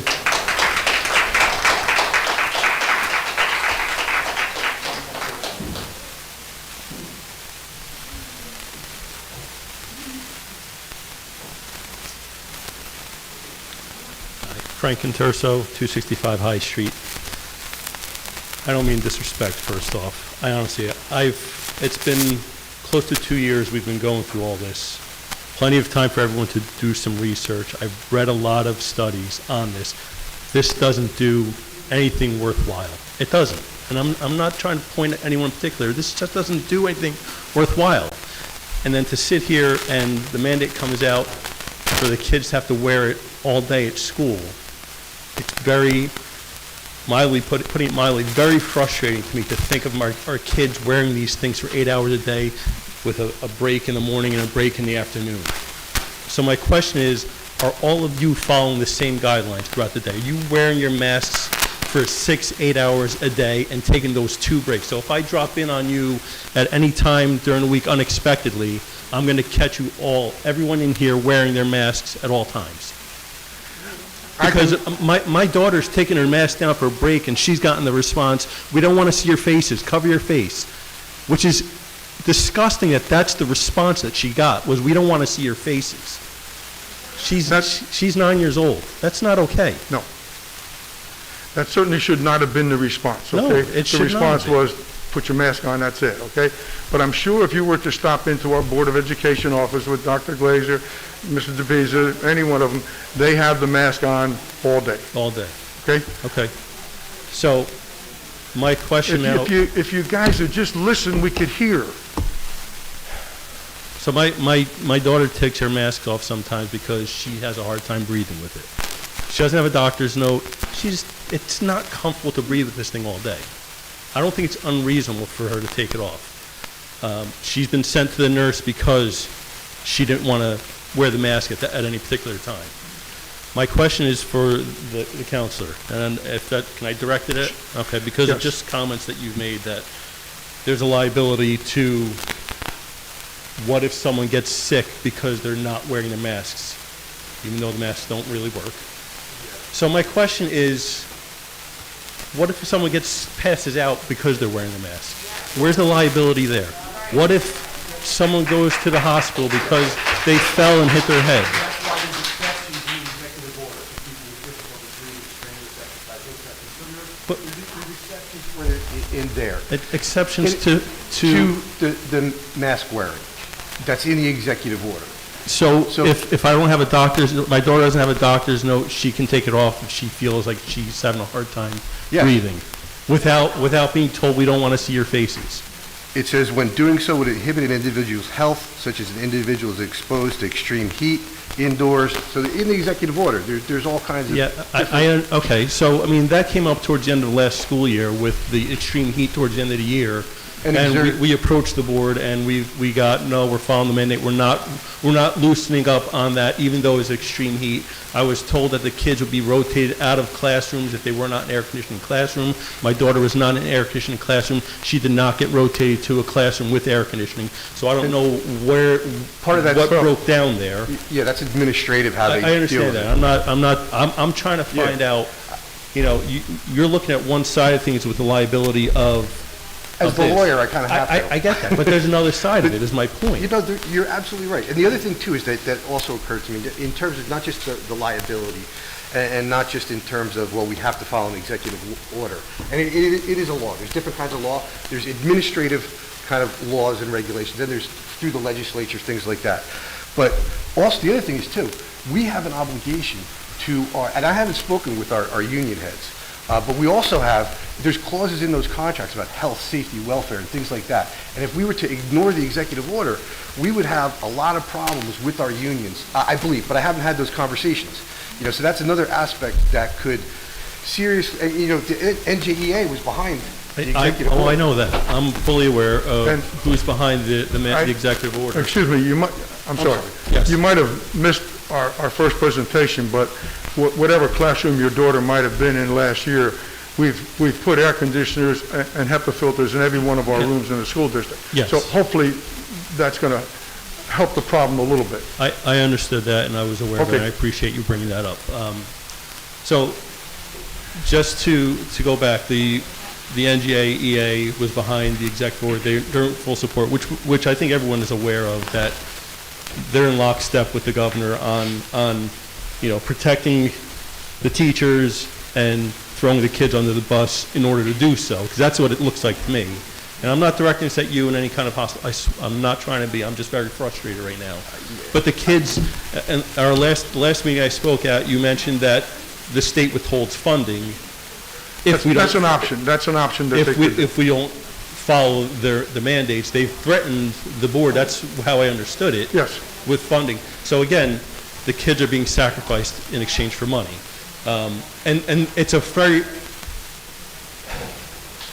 I can't understand how the logic is, well, we can't do anything, this is what they tell us. If we know it's wrong, we're supposed to fight back against it. We're supposed to say, no, this is not okay. No, we're not going to put our kids in masks for 8 hours a day. And look, if parents want their kids to wear masks, I'm not telling them they're not allowed to, but if my kid, I don't want my kid, like the first speaker mentioned, which was fantastic what you wrote, and I appreciate you coming to the mic and saying that, but if I don't want my kid to wear it, and they don't want to wear it, why do they have to wear it? If we know it's not okay. My kid is going through therapy now for a year and a half because of all the stuff going on right now, where's the liability with that? What happens if my kid decides to take their life? Where's the liability with that? There's another side to things that no one's looking at. I know mental health comes up a lot. It's not okay what's going on. I don't know how, I'm looking to you. I'm looking to everyone here. And I know some of you for years, and I have personal relationships, and I respect everyone here. But I'm looking to you to fight as much as some of the parents here are fighting with the state. Because what they're pushing on our children is not okay. That's the frustration. And as you and I, well, we haven't talked before, but we have the same frustration. We're dealing with it as best we can on our level, like it or not. We are just as frustrated, if not even more than you. So I appreciate your input, appreciate everybody's input. But other than talk, I don't know there's a lot more we can do. That's not a good answer. That's a bad lesson we're teaching our children.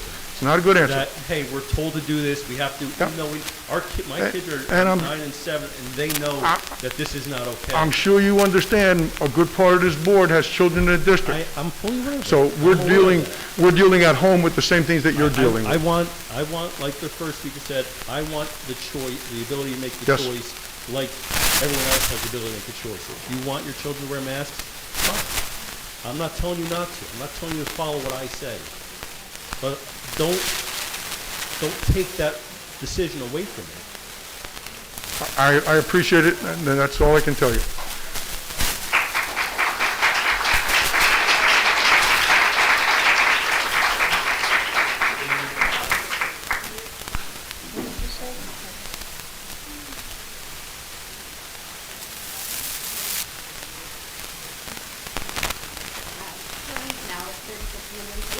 Just get closer to the mic, that's it. Jillian Canales, can I read them? 36 Linden Place. I have a couple of questions. Some of them may have been answered. I'm new to the school system. So the duration of mask breaks. I know it's AM, PM. Everybody always says, well, it's what we did in the spring. My daughter was in nursery school in the spring. So what was the spring? I don't know. How long So as I said to Mrs. Cada, it's different school by school because their schedule is slightly different depending on the numbers of students. And I would encourage you to speak to your building principal. Your Like building roughly? principal can tell you. I think that they built in like 20 minutes in the morning and then the lunch period. Well, it was different last year because we were half a day, but our lunch period is an hour and it's broken up between eating and being at recess. And then in the afternoon, they would repeat that. PE is expected to also be outside, weather permitting. So you have a number of opportunities throughout the day, right? And any child, I'm sorry, I don't know your last name who just spoke, but any child who feels that they need an additional break, and frankly, any staff member does have access to do that. They just have to say, I need a break. And they will send to the nurse to be able to take off their mask and perhaps somebody can go outside with them. We do have outdoor classroom space. A number of the principals even facilitated last year whole classes working in that outdoor classroom space during the day. Now, if they have to move phys ed inside because of weather, do they have to wear their masks inside? It depends on the PE lesson. If it's a lesson where they're doing any physical activity, no, we would socially distance and do the activity. Okay. We're trying to be as flexible as we can. With the overcrowding in some of our schools, it puts another hindrance in our way. But normally you're looking at, I believe, a 20-minute mask break in the morning, a 20-minute mask break in the afternoon, and an hour for lunch. And depending on where your phys ed classes fit in, you're going to get some more break time, I would hope also. No, I understand, and I'm not I don't want my child in a mask. I respect those that do want them. I just think it's unfair that these children have to wear masks when you saw 50,000 people at MetLife Stadium a couple weeks ago with children there, 38,000 in Atlantic City at a Fish concert, a 2-day country music festival in Wildwood, all with children there, and not masked, but they have to slap them on their face in a school.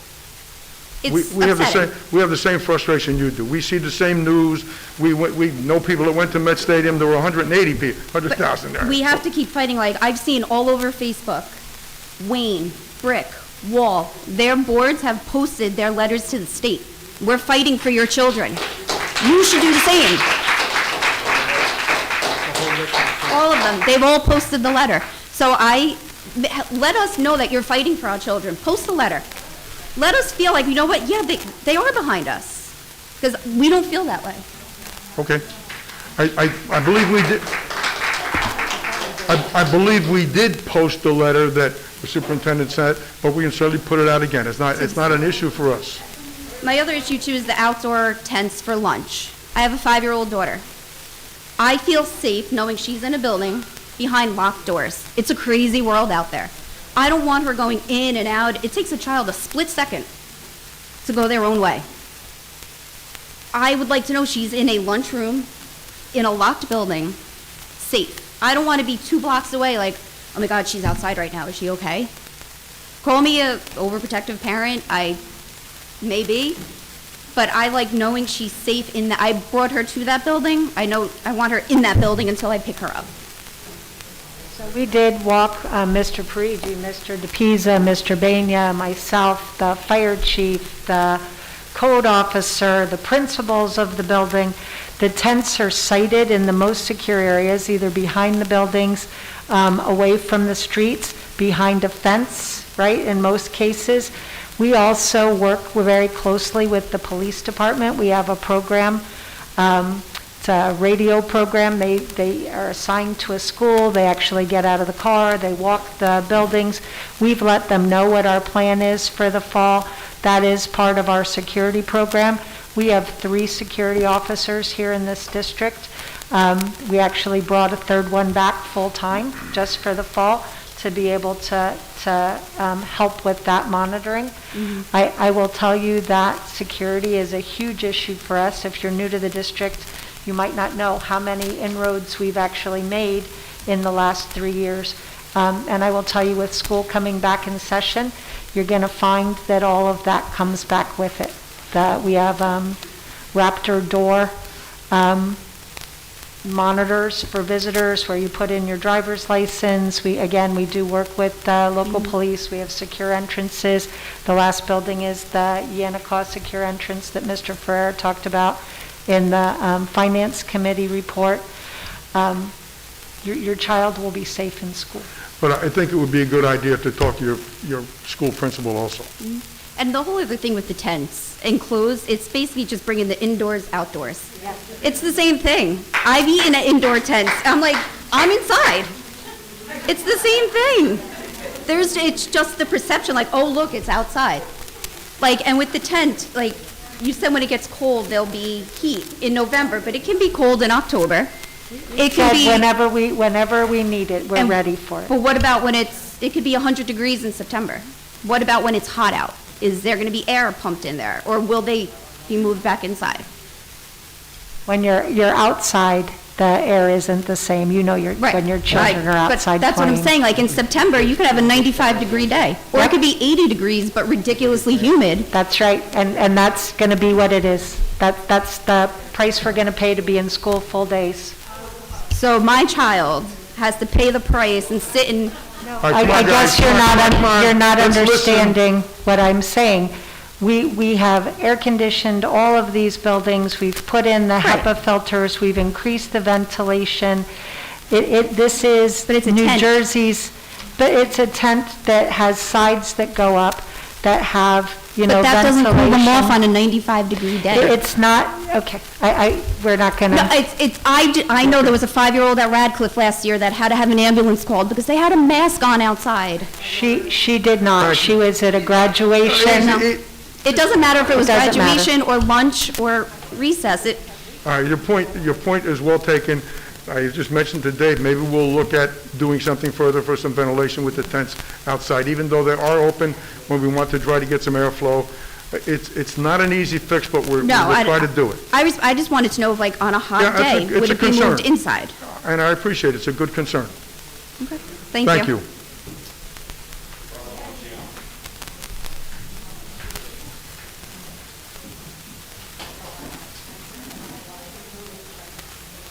Hello, Carlo Malcione, 230 Reland. So I want to start by saying that I don't envy any of you being here. I know that you are, on the front line for all of these controversial mandates and so on. So I do recognize that. And also, Mr. Kaczynski, I want to thank you for having a conversation with me and making the phone call. I do appreciate that.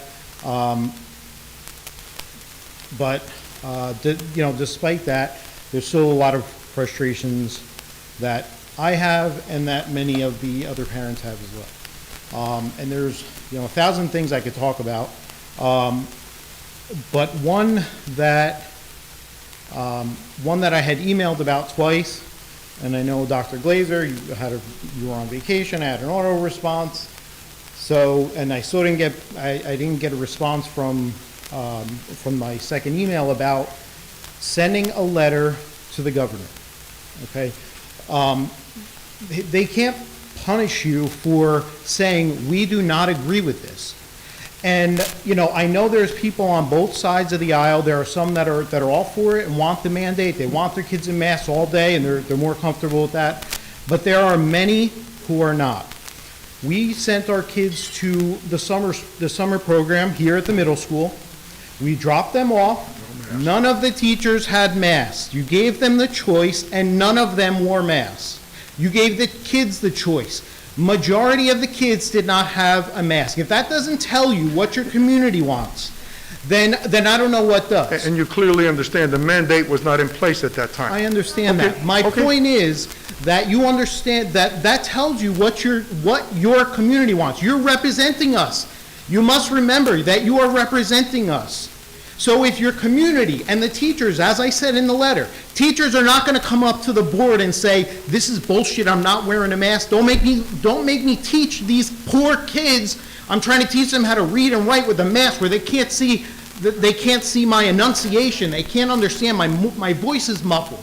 My kids are trying to learn how to read. They struggled all year, and now we're just going to start all over again. And they're going to have learning loss again for this year. They're going to try and catch up for last year, then this summer, they're going to have to catch up for the following year. We're just going to continue the cycle.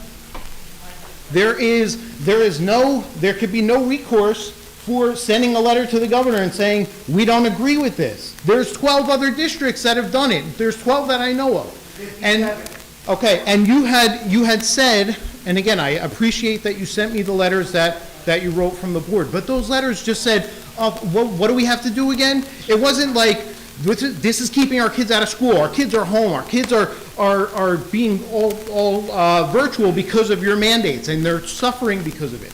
Instead it was, you sure it's still 6 feet? That's not what you should be doing. You should be pushing your kids. The people that you represent are suffering because of this.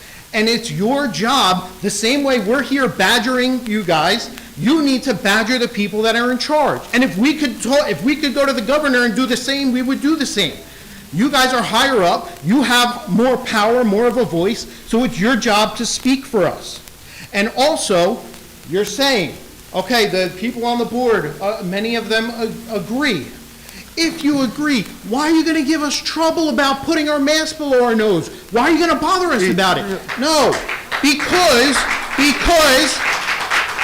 you had it below your nose. Let me ask you a very simple question. Why did you have it below your nose? He's asking me. Can I answer the question? Please. He's asking me. I did not know, honestly.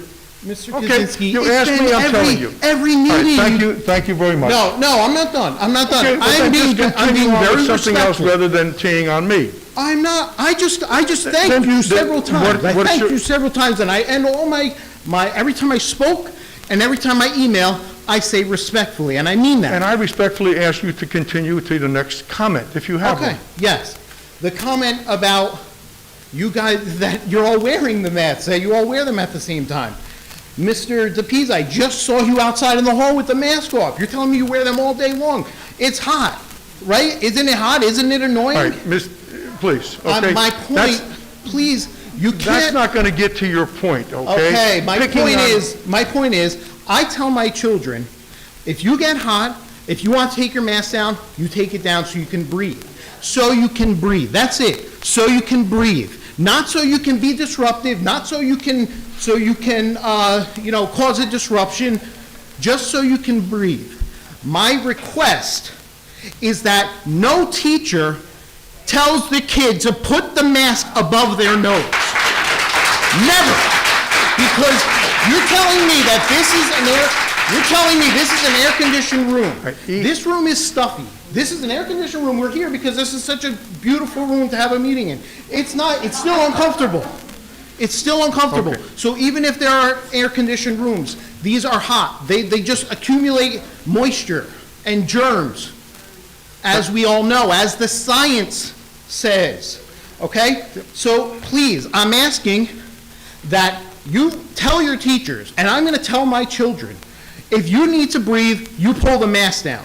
And that's it. And I don't want to hear a word from a teacher or from any administrator or anything that my kid pulled their mask down.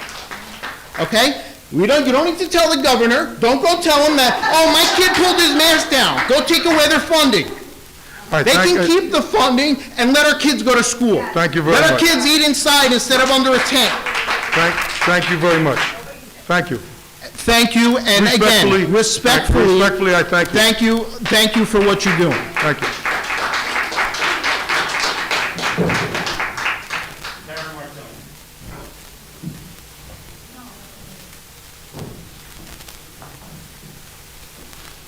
Hi, my name is Tara Martone, 19 Manhattan Court. I wasn't going to speak tonight, but I have to. Charlie has always returned my phone calls, and I appreciate that. I just want to give my story. My son has been a part of the Nutley School District since he turned 3. He started in early intervention. He was diagnosed with speech apraxia.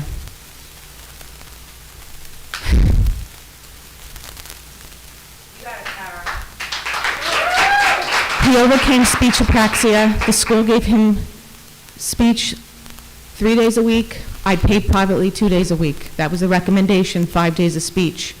He overcame speech apraxia. Come first, second grade, stutter. This kid is stuttering. Continues with the speech. The shutdown came. My son was a little bit opposite. He came home, and this happy, wonderful toddler came out of him again. He was happy. He was kicking the ball against the wall during virtual. He absolutely loved it. April, he went back to school. He had to put the mask on. My son lost 15 pounds. I kept tracking it and tracking it. Mom, just keep tracking it. I don't know what to tell you. I finally went to the doctor. We went to a specialist. I didn't want my son to be speaking with anyone except me and his family. I felt like it's my job to keep him healthy and safe. So what did I do all summer? I spent the entire summer going back to my pediatrician, speaking to dietitians. My son has gained 4 pounds back out of the 15. Anyone who knows my son, he is a goalkeeper on Nessa. He lives and breathes soccer. They almost took soccer away from him. I said, no way, you're taking that away from him. I sneak food in his shakes. It's a constant fight. Constant. And I thought that he was going back to school this year normal again and he would be fine. I love Nutley. I'm the co-PTO president at Radcliffe School. I have loved Nutley since the day I moved here. I love it. I remember the referendum, meeting you at Charlie's house. I was so proud. I want to know, I have a daughter. She's fine. Mom, just put the mask on me. As long as I can go full-time, I don't care. I have the complete opposite. So yes, I did get a letter from my pediatrician to give him unlimited mask breaks, but that's not the point. He still is going to feel, he's still going to feel anxiety that he's going to get yelled at, that he's going to be said not to go to the bathroom, to take some kind of mental break that he needs. I want to know when this governor lifts the mandate that you're making it parental choice. That was what the plan was at the beginning before the mandate. And as I told you, that's been our goal all along. Hopefully, this governor removes the mask mandate and we go back to choice for parents, which is the way. And I hope that you continue to fight for TJ Martone, my son. Thank you very much. And I don't need to say it, but we all know, because we have children or grandchildren, how difficult it is to stand before us and make those kind of statements, because we all know what you're dealing with at home. We're dealing with it one way or the other ourselves. So I applaud you for doing that.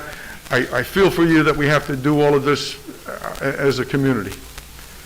Mr. Riley.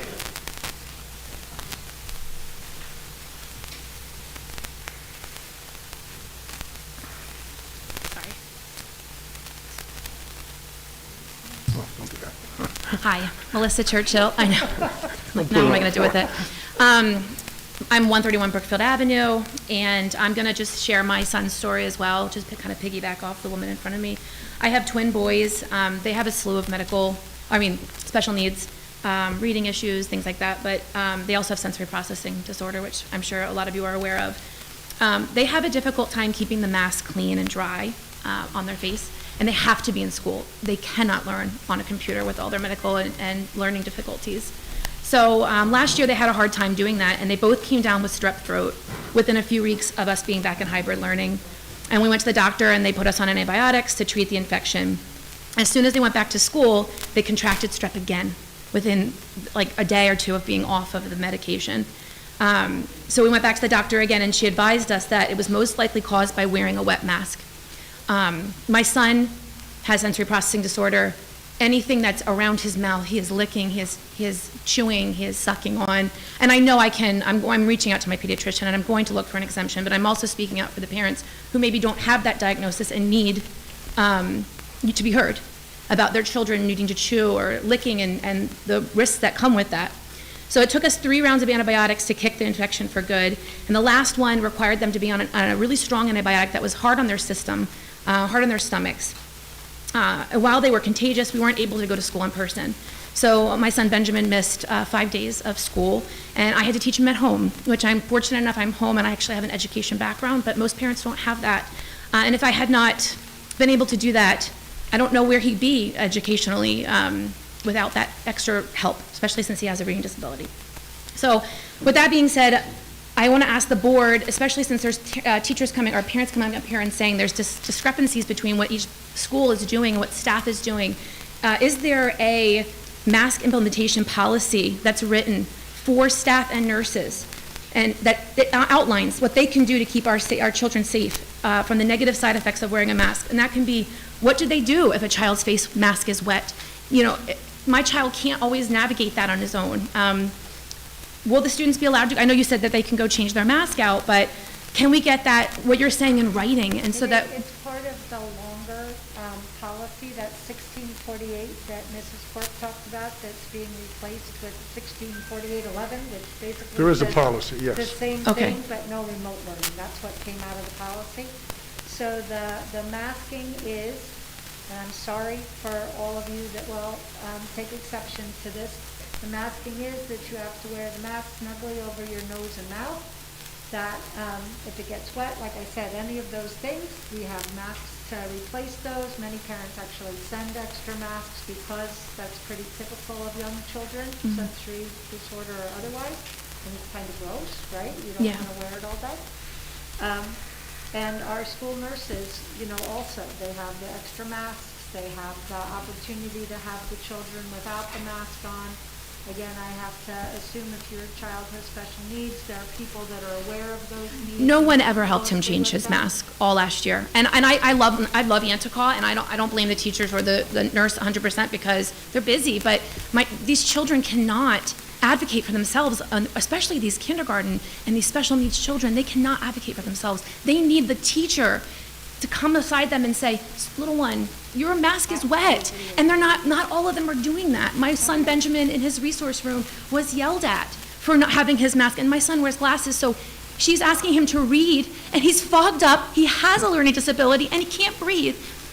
He can't do it. That's so much for a child to carry, and we need the staff to support it. And if it's in writing, is it in writing that the staff is going to allow them to pull their little mask off their nose? No. So, But obviously, the mask gets wet, there's additional mask in there, and I know it's a concern, and I feel for you having to bring it forward to us, but you really need to bring it forward to our assistant superintendent or the principal, which I'm sure you have already, I'm going to try to to. resolve that. But if you haven't, you should. And That's- Nurse Newman, because she's wonderful, she also did our summer program here at the middle school, so she had an opportunity to be with kids, many more children than I think in the spring, so please speak for her as well. and I absolutely will, and I just want you to, I want to make it known what's going on for these kids. I also want to talk about, like, my son was sick because of the mask. He missed more school because of the mask. And I was listening when you were talking about what to do if they are missing a lot of school. So if my son gets strep again, and then goes back to school, and then gets strep again, and I think you said after 5 days, then there's a homeschooling policy that goes into place. Is there any way that those kids who get sick because of this mask mandate, especially if their doctors are backing that up, Can we get that audiological, I think you said that they'll get that if they're quarantining? They have like an audiological? It's audited. It's not Aud- audiological. Okay, sorry. Think of like when you were in school and you weren't getting credit for the class, you just sat in the back and you listened to everything, that the teacher gave you the syllabus or allowed you to do the assignments. Okay. So you could get, so you knew what was going on. It's auditing, not audiological. Oh, auditing. So it's just kind of like a note, the Yes. notes. And is that the same for special needs children with IEPs and 504 plans? It's perhaps slightly different, but that was only the case manager. But I would say the whole ballot instruction after the 5 days is its own thing. It's not every day. It's not that auditing. So we can talk to you about that separately. Okay, and then I had some questions about the Can, learning loss. let's just see if somebody else has some other questions, but you'll come back up. Let's try to get through everybody if we can.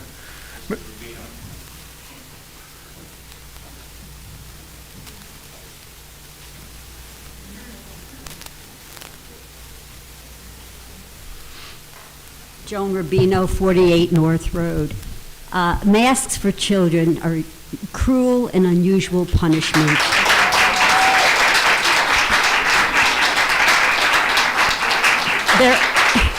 They're also kind of cruel for adults.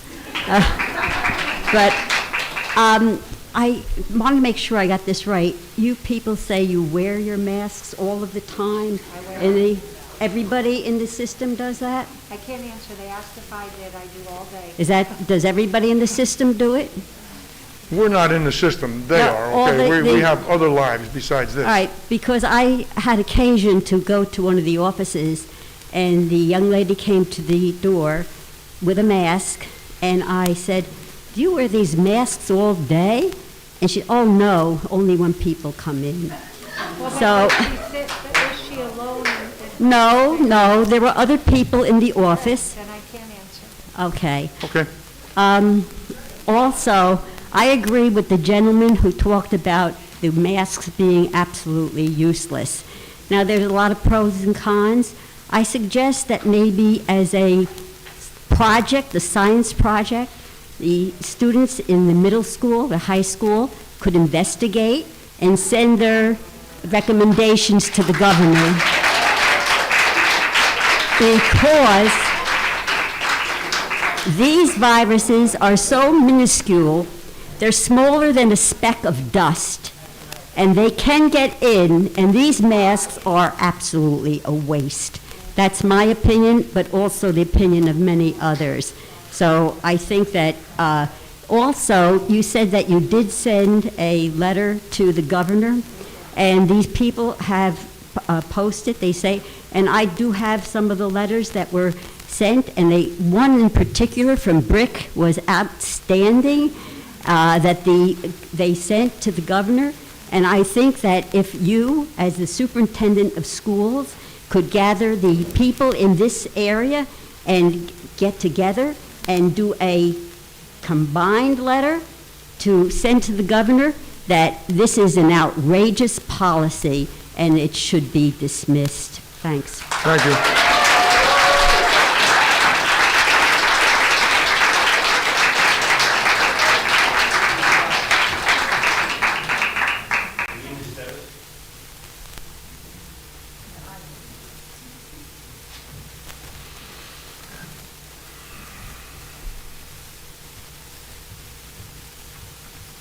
Hi, I have a couple questions. I know. Sorry, what was your name? Oh, Janina Steves, 36 Prospect Street. Thank you. In the mandate, it said that some of the exceptions, one of them was extreme heat. So I know the first couple of weeks of school are really hot. The first couple of weeks of September are really hot. What is, like last year in June, the governor told us relax it, or we had the option to go virtual if we didn't feel comfortable sending our kids to school in the heat. What are we doing for the first couple of weeks, or even the month of September, if there is extreme heat and we have like those 90-degree days? I think personally the difference this year should be that we've air conditioned every room. So we shouldn't have overheated rooms or rooms that are too warm to conduct a classroom in like we did last year. Every one of our rooms should be air conditioned. If not central, it'll be personally air conditioned. So I think that will help the heat situation if it happens, as it always does in September. Okay. And then, speaking of that, I couldn't see because the speaker was blocking. It said something about some of the units in Lincoln were, I think, repaired. There were some units that were repaired, and I saw Lincoln because I know my daughter's on the second floor, and it was very hot. But she also said that, she goes, my teacher didn't turn it on a lot. She said, because it's so loud, and we can't hear her, and we can't read her lips because she has a mask on. She said, so we didn't use it. She goes, so I was sweating. I couldn't breathe half the time. So is that one of the things that was repaired? I'm not sure, but Mr. Preach has already got it marked down, so we'll take a look at it. We did put new exhaust fans in some of the schools, I think Lincoln, I know Spring Garden was one of them, I think Lincoln also. The units at Lincoln should be extremely quiet. Those units up in the ceiling are whisper, quiet units. If there's a problem, it should have been reported and I'll check on it. Do you know the classroom? She was in 5th grade, on the second floor at Lincoln. We'll figure it out. We've spent thousands and hundreds of thousands of dollars, and we shouldn't have a noisy air conditioner. So if it is an issue, certainly let me or Mr. DePisa know, and we'll fix it. But hopefully we resolve some of those issues. She's going into 6th, so she'll be rotating. So I'll test it out. I'm sure she'll report back. And If you find a room number, we'll test it out before you go back to school. Well, she won't be there. I mean, for the 5th grade, for the incoming 5th graders, I guess you could. No, I don't mean, no.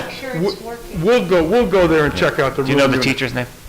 I don't want it. Okay, we'll find out. I'm not going to do that. I feel bad. This is just out of curiosity. Why aren't we starting half-days? We usually do like 2 half-days at the start of school, and Friday's the first full. What happened? No, it's not happened. Labor Day is so late. Usually Labor Day is early, with Labor Day being late, that teachers are coming in September 1st and 2nd. We're closed for the Friday before Labor Day, the Monday after. So if we didn't start with a full day on Tuesday, we'd be here until long. Simply because of the calendar. Okay, that was Many curious. districts honestly are not starting until September 9th after the 2 days of Rosh Hashanah. Our community isn't Right. diverse that way, so those families won't Okay. start. Lunch for 6th graders. They'll be able, like it used to be, they'll be able to go out. I know once 6th grade hit, they kind of had a little bit of freedom. They'll be able to go out and come back. No pre-checks because you were out at a restaurant or whatever. No, That's. you still have to follow the same security guidelines. You have to be able to give that permission or sign the student out, but they'll be able to. No, I mean, since they left the school and they're coming back, they're not going to be subject to, do they have to be, temperature checks? We're not doing the temperature. Nothing? Okay, good, she'll be excited. And then, one more question I had, because I wasn't clear. He asked you, I think it was Frank, about if a kid feels like he's going to pass out. If a kid does pass out because of the mask, what is the situation there? I wasn't clear on your answer. Are we liable for that if there are adverse health effects from wearing the mask? That's why there's exceptions in here. That's why health professionals, a nurse or something like that would have to, assess those circumstances and determine whether it'd be an exception or not an exception. In the school? The school health professional, or? Right, in the school. So if, for example, my kid feels like she's suffocating one day, or she starts to have anxiety and has trouble breathing, which is actually a legit issue. She gets some anxiety attacks, she feels like she can't breathe, the last thing you need is a mask on your face when you're having some anxiety. She would have to go to the nurse? Teachers, nurse, principal, let them know what's going on so that way they can assess the situation. If that happens, okay, God forbid, but if that happens, I would, as a parent, as a board member, follow the protocol, okay? Make sure she goes to the nurse, make sure she goes to the principal, because if it turns into a lawsuit, which obviously from both sides there's going to be lawsuits, I would think, make sure you have yourself covered to do something like that. So nurse, principal, file your paperwork. Have myself covered? What do you mean? I'm sorry? You said make sure you have yourself covered. Me? No, I mean, as a parent, make sure you do the right thing as far as making sure your daughter has gone to the right people in the chain of command. She doesn't leave and go home without notifying the principal or the nurse that she passed out or whatever. No, she would go to her counselor, she would see Miss Tennell. Yeah. Her teacher was great. She completely understood, gave her as many math. I don't know what who she has this year. So I do have to commend our kids' teachers last year in Lincoln were amazing. They were flexible. All of our teachers are great, okay? What our Understanding. teachers are going through right now, you wouldn't want to have to go through it as a teacher if you are. Of course Dealing not. with virtual last year and now this year going back, being under restrictions that they're under. They do an admirable job. So just for your own good as a parent, be sure you follow the protocol in the school. Definitely. What I'm afraid of, because I don't know who their teachers are this year, is, them kind of being, not discriminated against, but like, getting in trouble, and that's what they're afraid of, you know what I mean? Like, how many times am I gonna take it off or say I can't breathe? They're not gonna believe me after a while. I'm gonna, but I wanted to know what the proper procedure was. I also don't want them to spend half their day in the nurse's office or the guidance counselor's office. So I'm also gonna tell her, drink as much water as you can, because you're allowed to take your mask off, right? I mean, because there's exceptions for that. You can have your water bottle on your desk and you can pull your mask down. So, I know. I got it. I know. Okay. Thank you. I think that's it. Thank you.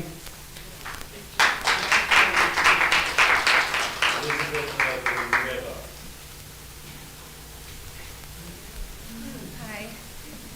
I wasn't going to speak because I'm like extremely emotional, but Just get closer to the microphone, and there's no reason to be emotional. Obviously, most of us are amongst friends. so I'm on Cathedral Avenue in Nutley, and last year I homeschooled my second grader. This year he wants to go back to school. And my 4-year-old is really excited to go to preschool. He's never been to school. He's supposed to go to pre-K 4. And I could keep them home, and I can do this again. But my daughter is 3, and I can't keep her home. She has a genetic condition, and she has gross and fine motor delays and speech delays, and she has wonderful teachers and aides and therapists at Spring Garden, and she has to go to school. She has to get those therapies, and she deserves that. My concern for my daughter is that she went to summer school, the summer program, and they had their masks off, and she could see for the first time in therapy in a year or so their mouths, which is very important for children with speech delay and all developing children. They model how people's mouth moves is how they learn to make sounds. And now she's going to go back to school. She's out of early intervention. I do add on private therapies that are expensive, but she's supposed to be going full day.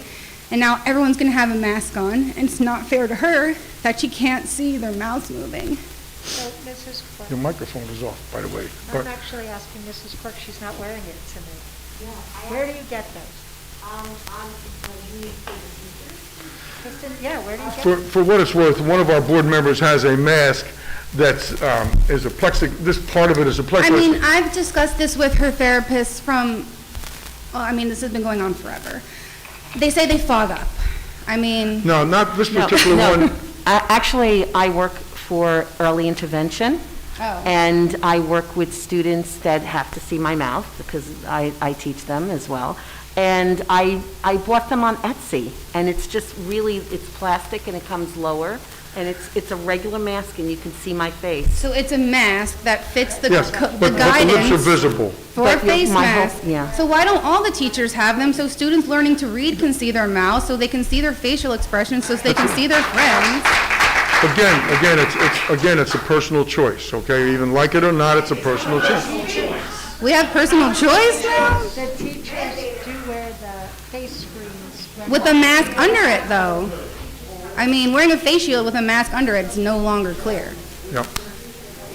I appreciate it. All right. Thank you, sir. So, my concern is that it's her right to speech therapy, All right, and I know guys, there's a lot of other children. There's tons of children that have a right to these therapies, as well as the children learning to read and everything else. And they're not getting what they are entitled to. And it's another reason why I'm begging that you, as a board, will write something stating your position that you want to reclaim local control. You don't have to send some nasty thing to the governor like, this sucks and we don't agree and we're fighting and all this stuff if you're not comfortable with that, if you think it's not the right thing, if it's not the right way to word it, but just request and advocate strongly to reclaim local control. That's all we're asking for, because you can say that you feel the same way that we feel, but we're the ones up here in tears, and then you're just telling us, well, that's the end of it.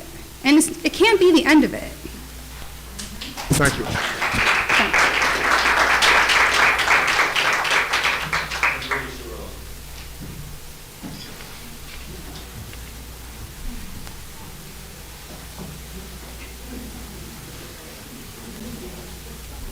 Hi, Kim Samillo, Linden Place, Nutley.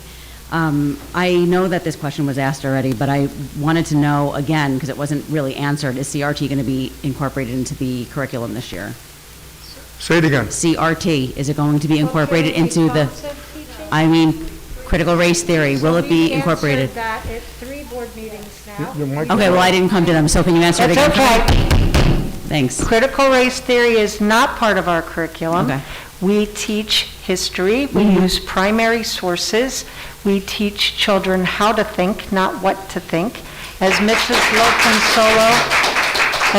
Lopensolo said about the health curriculum, we write our curriculum based on the New Jersey Student Learning Standards.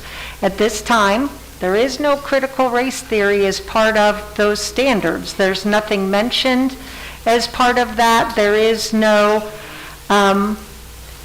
there's none of that. What we are about is acceptance of being a community, a warm and welcoming community for everybody here in Nutley, and we are supportive. That's what we teach. We want everybody to feel welcome and accepted. There is no critical race theory. Thank you for answering that question.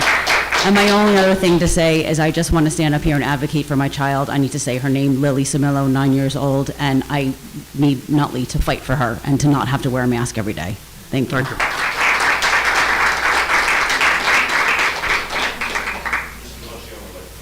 Mr. Marshall, fine.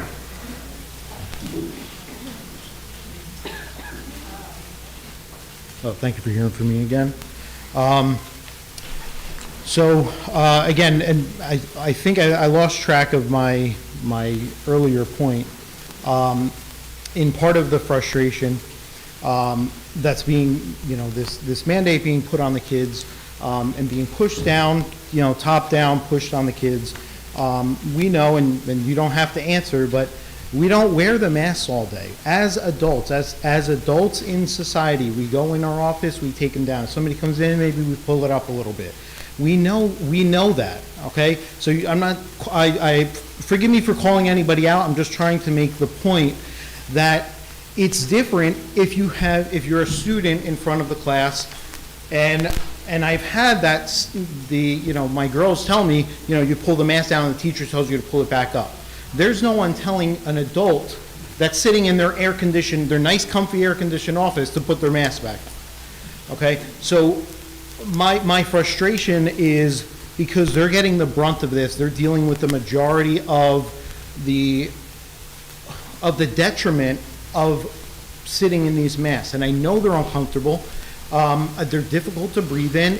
And my daughter, one is having difficulty learning to read, and the masks certainly do not help. Not being able to see, not being able to, hear the teacher enunciate, as I said earlier. And my other daughter is having stomach issues, and we keep asking her, what's wrong, what's wrong? And it's just, we took her to the doctor, and they just said it's anxiety. It's anxiety because of the nonsense that's happening in our world. So as the other parents have mentioned, please fight for our kids. Fight with, not fight, advocate for them and do the right thing and make sure that the opposition is heard, that we don't want this. We do not want this. Your members of your community are suffering, okay? It's your community that you're elected into, you're in charge of. So support them. And there's a list of, I could read 100 names of lists of districts that have written letters. Back to last year with the 2 hot days, the 2 90-degree days, and what did you say? I didn't think it was worth it taking the mask away for 2 days. For our children that were sitting in the boiling, miserable classrooms for those 90-degree days, where you all were doing your jobs in your air-conditioned office with the mask down, they were suffering. And that's what you don't understand. You can't just say, and again, I had the conversation I had with you, I feel like we're on the same page, and you're tied down with other, the politics of all this. But if you agree with it, and your constituents, the people that you're, the members of your community agree with it, then advocate for them.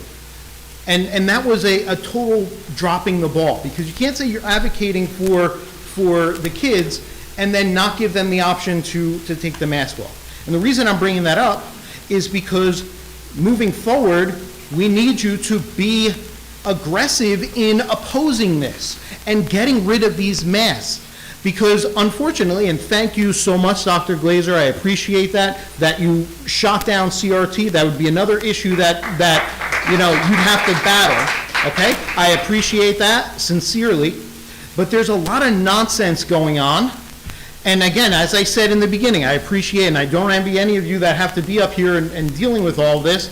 There's a lot of nonsense going on, but we need you to go above the nonsense and say, this is not working for us. This is not good for our kids. This is not good for the students that are in our schools.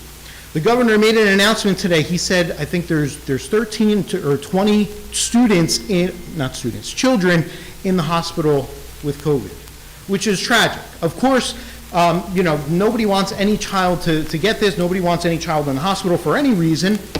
Of course, they don't mention any underlying issues or anything like that. None of that is mentioned. But on top of that, or aside from that, how many children took their lives this year? How many New Jersey students took their lives this year? It was more than 20. And that's the bigger picture that needs to be looked at, that needs to be examined. Okay? Not whether or not these masks work, and the fact, my opinion, and based on what I read is that they're ineffective. That they're effective only at stopping the oxygen, harboring bacteria, and you're breathing in your excrement, your carbon dioxide and all the waste that's coming out from exhaling. That you're just breathing it back in. Mr. Marjone, I appreciate you've made the point. Okay, last question. I think we have the point, I hope. Okay, last question. Will you write the letter? Because otherwise, we're just talking. Might as well be talking into that mask and it just going, dissipating. Will you write the letter? There's tens of schools in New Jersey that are writing. If we, as I said in my email, if you collaborate, if you work together and say, we don't want this. This is not good for our kids. This is not working. There's no, what recourse, what repercussion? And if there, I know there are people on both sides of the aisle. Everyone wins if there is a choice. Everyone wins. You wear a mask if you want one, you don't wear it if you want one. You give a choice, everyone wins. Thank you very much. Again, will you write the letter? It'll be discussed. How's that? Okay? Yeah, there are 9 board members. It'll be discussed, like I said. Well, will you sign a resolution if you I said there are 9 board members. We will discuss it. So if I email you a resolution, I think the lady next to you already emailed us a resolution. but it's already written. Will you, amongst 9 of your members, look at it, take in everything you've heard tonight, without members standing up for us? You have it written. We sign it and send it to the governor. We've all written to the governor. That ain't helping. And I appreciate it. That's what we're here to ask you. and if you listen to me, that's what we're here for tonight, is to listen to what you have to say, and then we'll review it. I said we'll review it. Okay, well, you're not going to get it tonight. Why is that? We'll review it. Writing a letter, you have to give people a choice. Thank you. That's it. If I want my kids to be in a mask, then that's my choice. If I don't, then they still have a choice. You cannot prove that these things, you have secretions, they're germs. They go in eyes, they go on your skin, they lay on surfaces. If I touch the surface and touch my eye, I might get COVID. If you want to talk, miss, you can take the microphone and talk, okay? I'd like to know when we get done. I'd like to know, not now, this man is here, not now. No, I'm sorry, My name is Laura, and I live in Nutley, that's all I have to say. I An have address, three children. an address. okay? Princeton Street. Okay. It was brought to my attention, you want the teachers to be in the classroom to mandate the mask. They can't pull down their mask, but you also have teachers who are punishing children if they're bad in the classroom and taking away their mask break. You're missing the whole Which has point. been proven. You cannot take that away from, you cannot. Kids have to breathe. If you're going Do I have outside, to my refer- son was outside in recess last year. He played fine the time they were in school. The teachers had no masks. But did my son get COVID? Did the other children in the classroom get COVID? No. You cannot sit there and say this is the only way to protect Again, I appreciate yourself and other people. Appreciate your input, thank you. Yes, sir. Peter O'Reilly, 87 Hawthorne Avenue. I just want to jump back on some of the points that were made by other people. We are definitively asking you to perhaps get together with members of the community who would gladly sit in and help you draft a letter to the governor that would be acceptable on our side and yours, not just drafted by the board. We're asking for you to bring some of the community on to write that with you. Will you commit to doing that? Not necessary. Why? But we will consider everything. That's what we're here for tonight, is to hear your input, and we'll consider everything, okay? The board will discuss it. So, I have an attorney that can draw the letter up. I don't need anyone else but our attorney. That's who we guide off. But you're missing the point. The point is that we've asked you to write it a certain way, and it has not been written that way. Are you listening to the way we've been asking you to write this letter? Are you going to include our voices? That's not up to me. That's up to So he just deferred to you. This gentleman just deferred to you. Time out. I said we will talk about it as a board. No, you said you have a lawyer to write a letter for you. That's what you said. I said I have an attorney that can write the letter for us. Yes. We want to be a part of writing that letter. That would be fine. Your name and your address, Mr. DePisa has, we will certainly take your input besides what we heard tonight.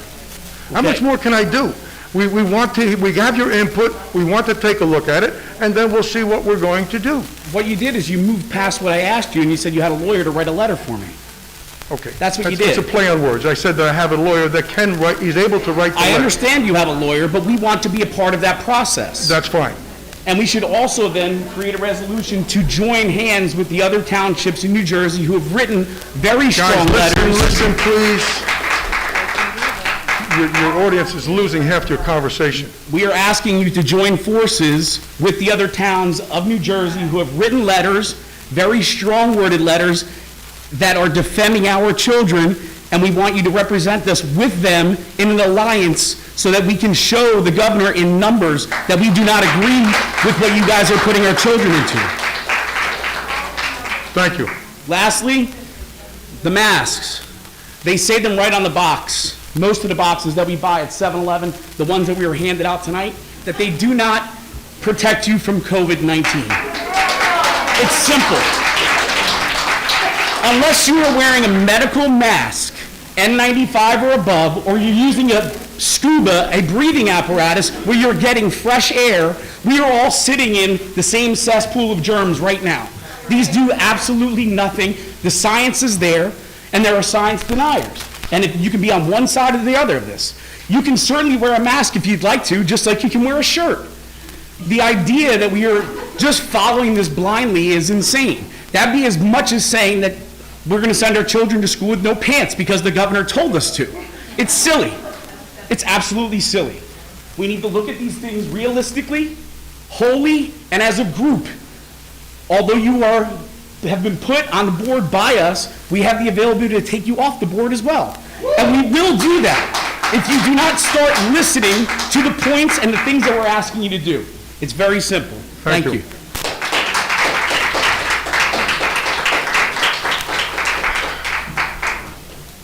Alexandra Township, Berkeley Township, Mike, Brick Township.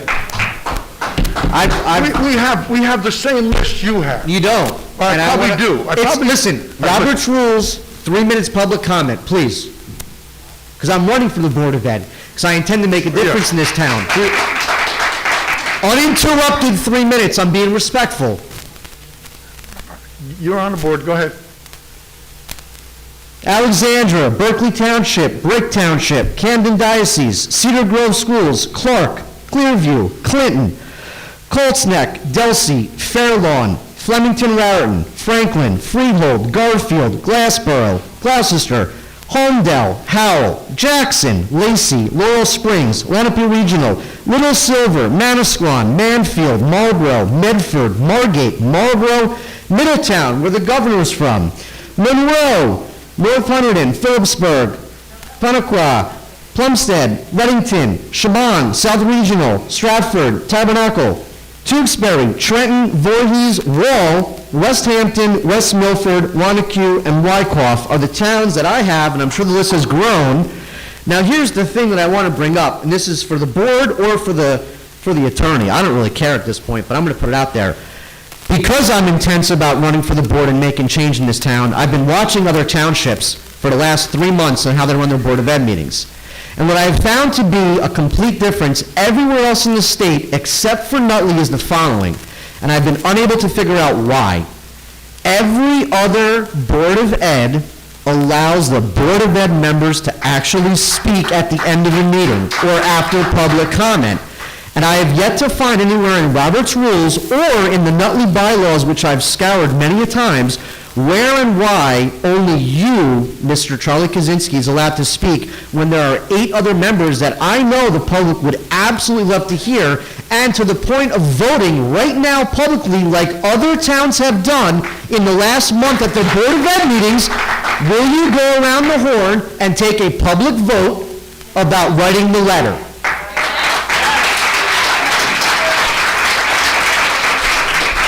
Anyone else, Mr. Rowley? Jessica Lemire.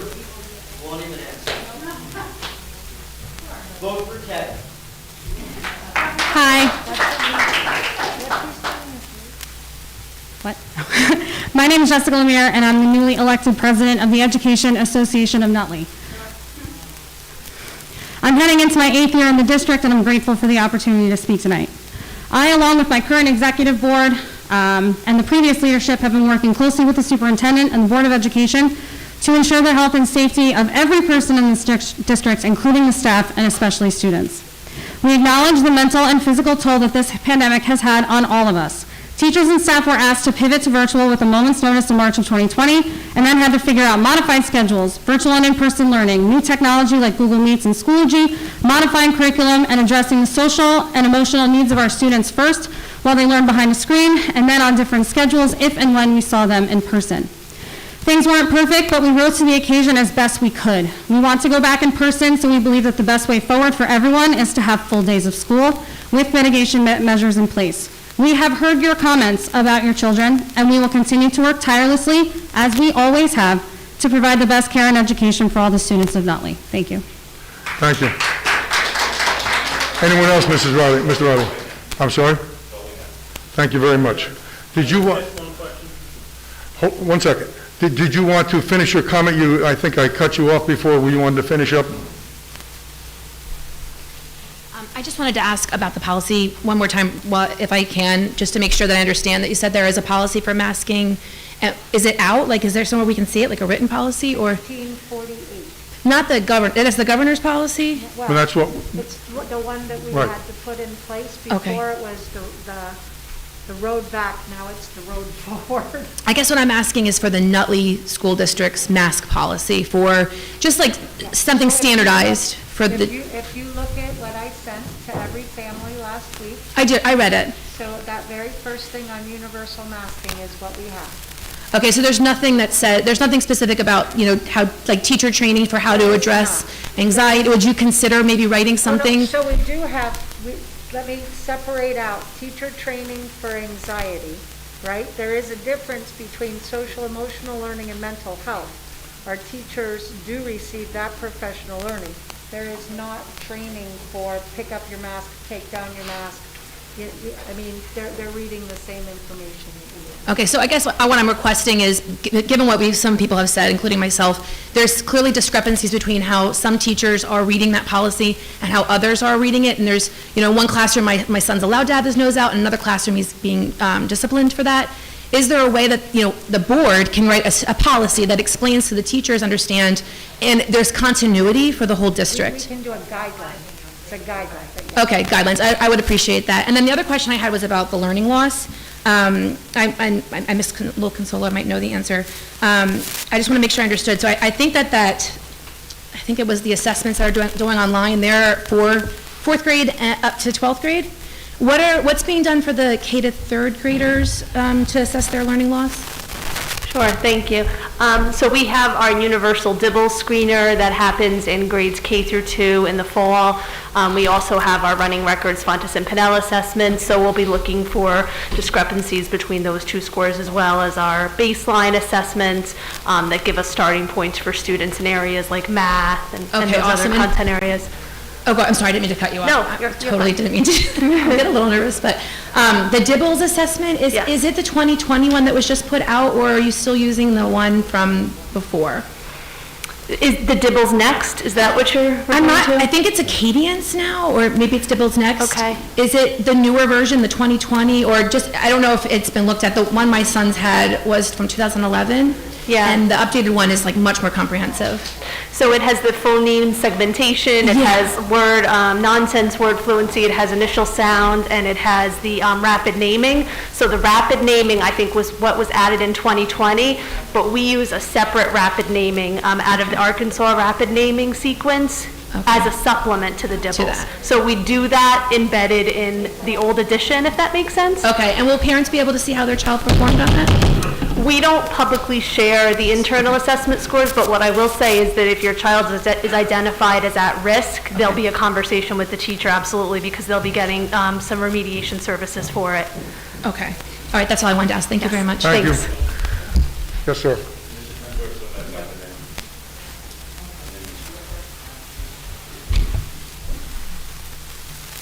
Hi again, just a quick question.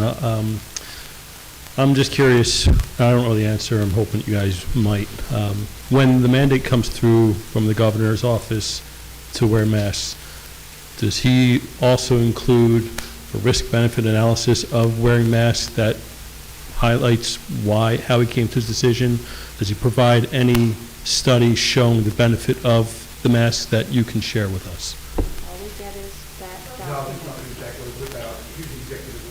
Okay, so it's just wear the masks, and it's just an order. It goes through this long laundry list of, Right. oh, I did this, I had emergency, goes through the whole history of everything, and all the other executive orders, and then at the very end, it says, okay, now I order. Right, so there's no justification for it, it's No. just what he wants and... No.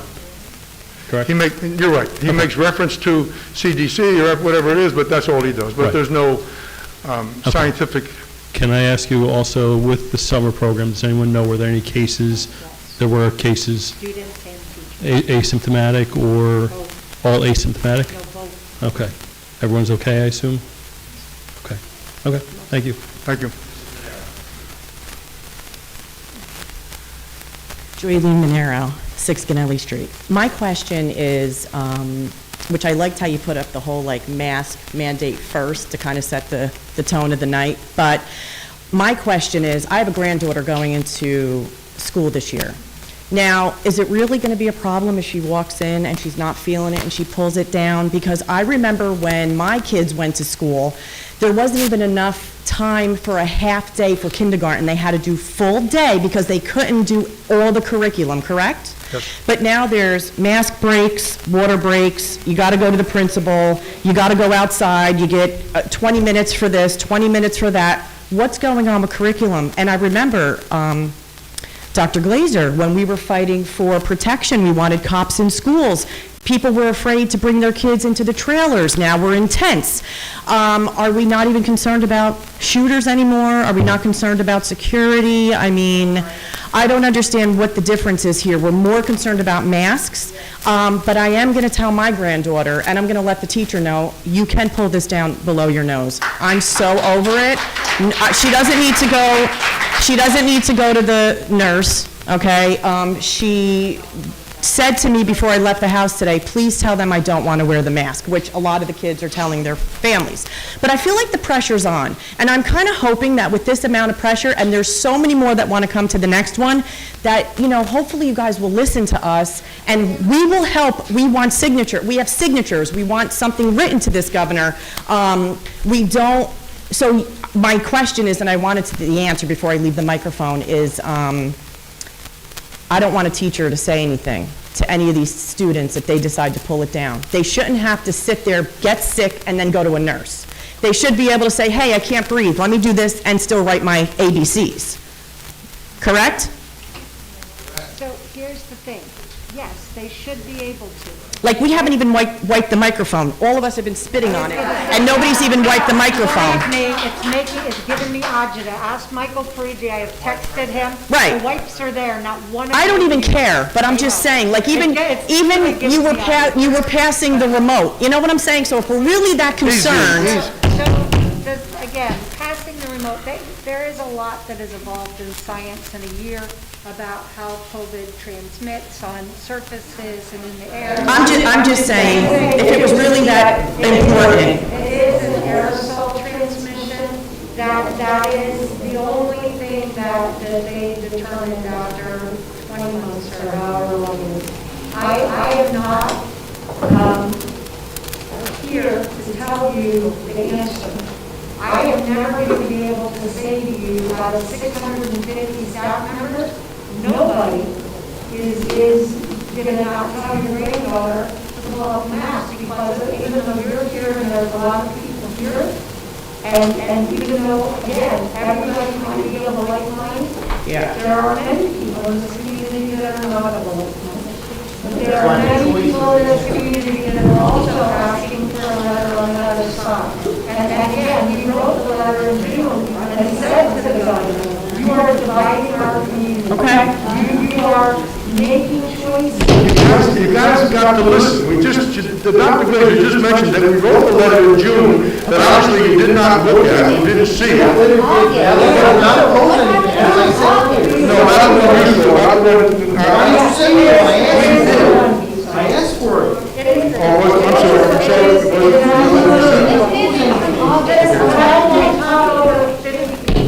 So when we wrote the letter in June, masks, we made a determination that masks would be optional. The executive order expired June 30th. We followed through with our summer plan and our reentry plan August 6th. As our attorney had told you, there was executive order 251 that mandated something different. None of us, I'm sorry. You need to listen, please.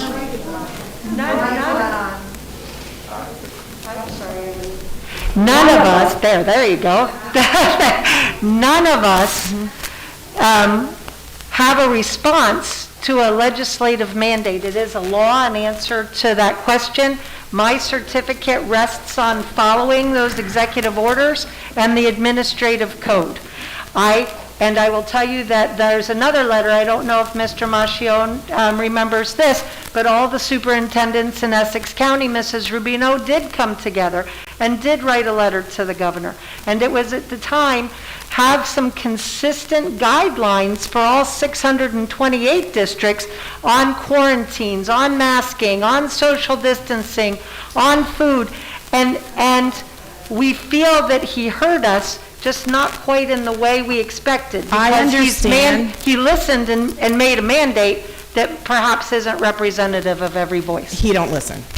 My thing is, I know that there's a mask mandate and it's coming from the governor. We know this. My question is, we don't want mask police in the schools. So if a kid pulls their mask down, was talking about anxiety, somebody was talking about sick. If my kid decides to pull their mask down to breathe, to write their ABCs or whatever, there should be no teacher saying to them, I don't want to see your face, because then, because if we don't get listened to here. But that I agree with, because that's not an appropriate response. But I don't know if there's However, something else. I would tell you that again, the teachers in the classroom also have a responsibility, right? We've moved to 3 feet of social distancing. A responsibility to keep them healthy. Yes, we've moved to 3 feet of social distancing and a mask. So if your grandchild is going to take off a mask, We then have to have Not a take it space- off, not take it off. It is, Just though, put but- it down. But that, it's to block the aerosol, But- right? but there's- So there has to be that 6 feet, and I'm going to tell you, I will speak 6 to feet, Mrs. 3 feet. I understand what you're saying, but there has Come to on, be a guys. line, right? Yeah. There has to be a line and a guide. I understand that. I'm just saying. And I can speak to Ms. Lemaire, I can speak to Ms. Sorensen, I can say, where is this line? How can we in a classroom, maybe what it is if all of our desks are facing forward and the teacher's 6 feet from the students, that mask coming down, maybe it's not as important. I mean, As not Mr. even- Kaczynski said, that's a larger conversation, not for you or I, not for 3 minutes, and not for... And not even just for the kids, the teacher should be able, at the front of the room, to take that friggin' mask off. Because honestly, when I first walked in, I didn't know who was speaking over here. I had to look and see the person that was speaking kind of pointed a little, but I didn't know what they were saying. I couldn't read their lips. I mean, it's ridiculous. So in order for our kids to learn, because that's the whole point of this, right? I send my kid to school to learn. So if they're not learning, what's the point? I might have to, work with the teacher then, but I need to know that there's a letter or something that says, hey, this is the mandate, but we don't want mask police. If a kid can't breathe and they pull it under their nose a little, it should not be a problem. And that's where we have to work with our district physicians, with our Hackensack partners, but they've been wonderful. I don't know if you've listened while I've reported every month. They have really helped us navigate that. And I'm not kidding when I say, okay, if we're 3 feet apart and the desks are facing forward, or if there's a place to be 6 feet, or if there's room for a teacher, what are those consequences and The ramifications? only reason I'm asking this is because we get a little confused. It was at the height of COVID, and my kid was able to wrestle on a mat with somebody else. The coaches were wiping blood off his arm. So I didn't have a problem with it because, it is what it is. But my point is, if they can pull the mask down a little, it should be okay because it's a little bit less than wrestling. All I'm saying is we have to have a larger conversation than you and I at the microphone. Okay, that's fine. I just wanted to ask that. Thank you.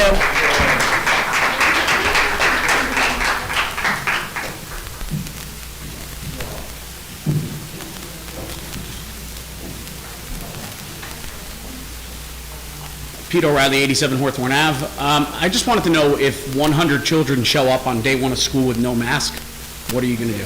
They'll be handed a mask. And if they refuse to wear it? Sir, I can't answer you today. There is a mask mandate. You've heard from our attorney. You've heard what we are being... Are you going to refuse children their education if they show up with no mask? Listen, why are you trying to cause such controversy, okay? I'm not trying to cause controversy. I'm telling you what's going to happen if you guys don't start listening.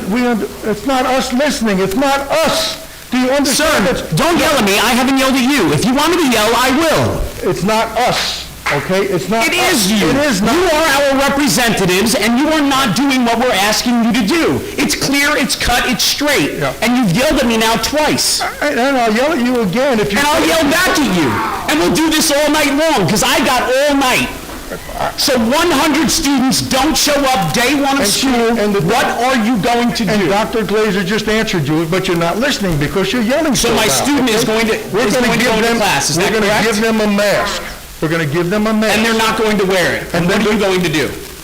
I'm sorry, at this moment, if you're asking me at this moment... Are you going to deny my service, my child, an education if they don't show up with a mask? I am not, sir.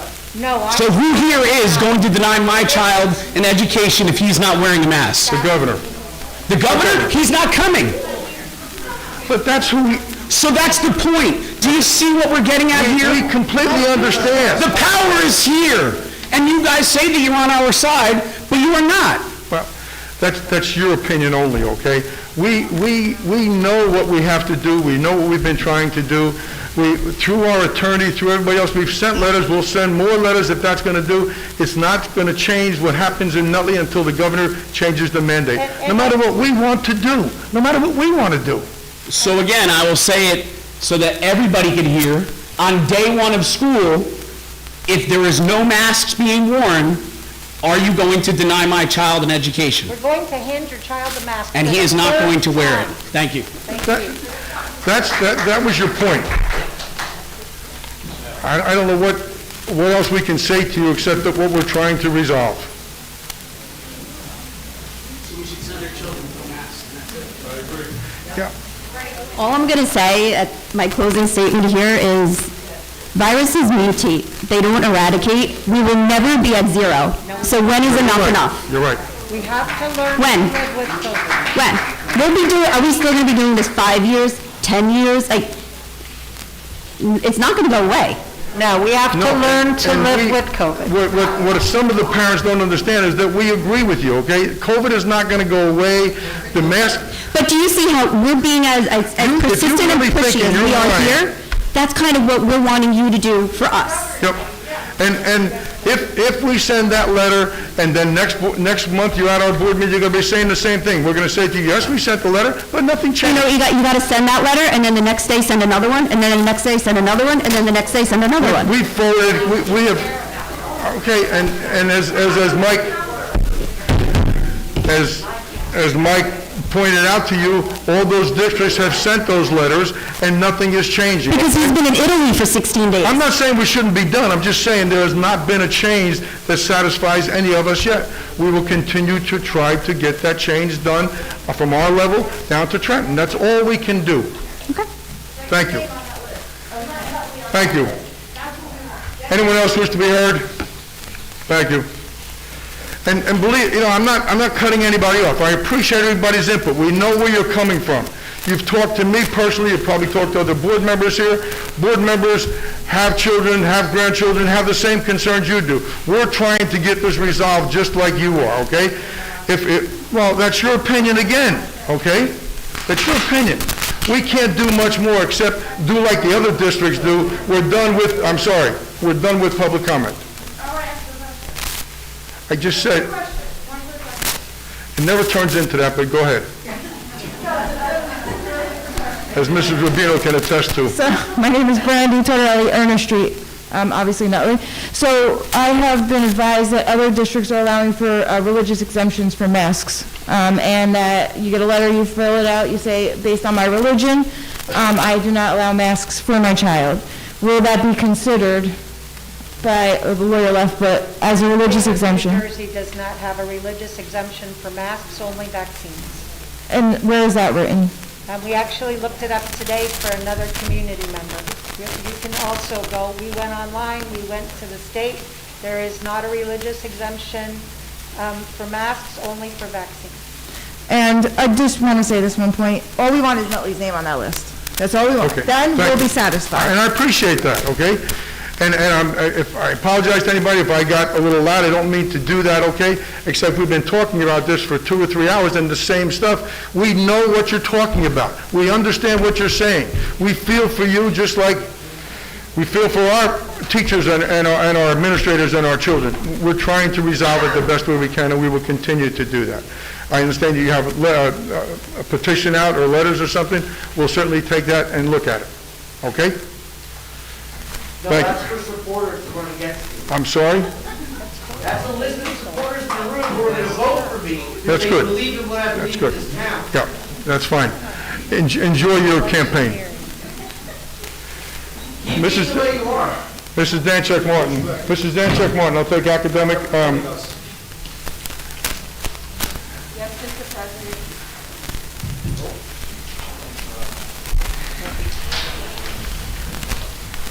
Yes, Mr. President, I'd like to move academic resolutions 1 through 7 as written. Second. Discussion.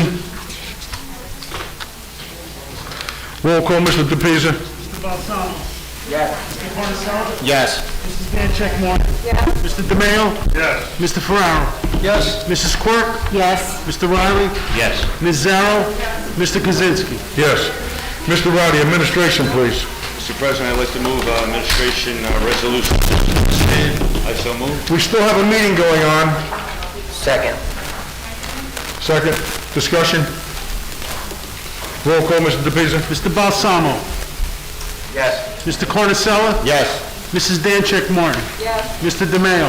Yes. Mr. Ferraro? Yes. Mrs. Quirk? Yes. Mr. Riley? Yes. Ms. Zarrow? Mr. Kaczynski? Yes. Mr. Ferrara. Finance, please. I move finance resolutions 1 through 29 as written. Second. Discussion. Yes, Mr. President, I'd just like to personally thank a friend who donated a $10,000 piano to us last week. Yes. He's a graduate of Nutley High, I believe it was 1968. Outstanding. And, I also wanted to make he's- mention of the number 18, the purchase of the tents that I think are going to be a big help to our community. I also wanted to recognize Mr. Sal Scarpelli with a donation to the Music Boosters. That was an outstanding gift. I appreciate the job that your Booster Club does for the music program in the town of Nutley. Mr. Riley's got you as a baby grand commander. Very nice. I'm telling you so. Sure. So, good evening. On behalf of Music Boosters, we're very fortunate for the continued financial support of the Nutley community, especially during the ongoing pandemic. We are pleased to be able to offer this gift to the band program. I heard from Mr. V this afternoon, and the gator and trailer are being put to very good use, and in the short time we've had it, has already been a lifesaver for the program, especially while they're at band camp. I also want to thank Dr. Glazer, Mr. DePisa, Mr. Parigi, the entire administration, and all the board members for your continued support of all our instrumental music program students and teachers. As defending state champions, we are all looking forward to a great marching band season, and we invite everyone to come watch us at football game and some competitions. Thank you.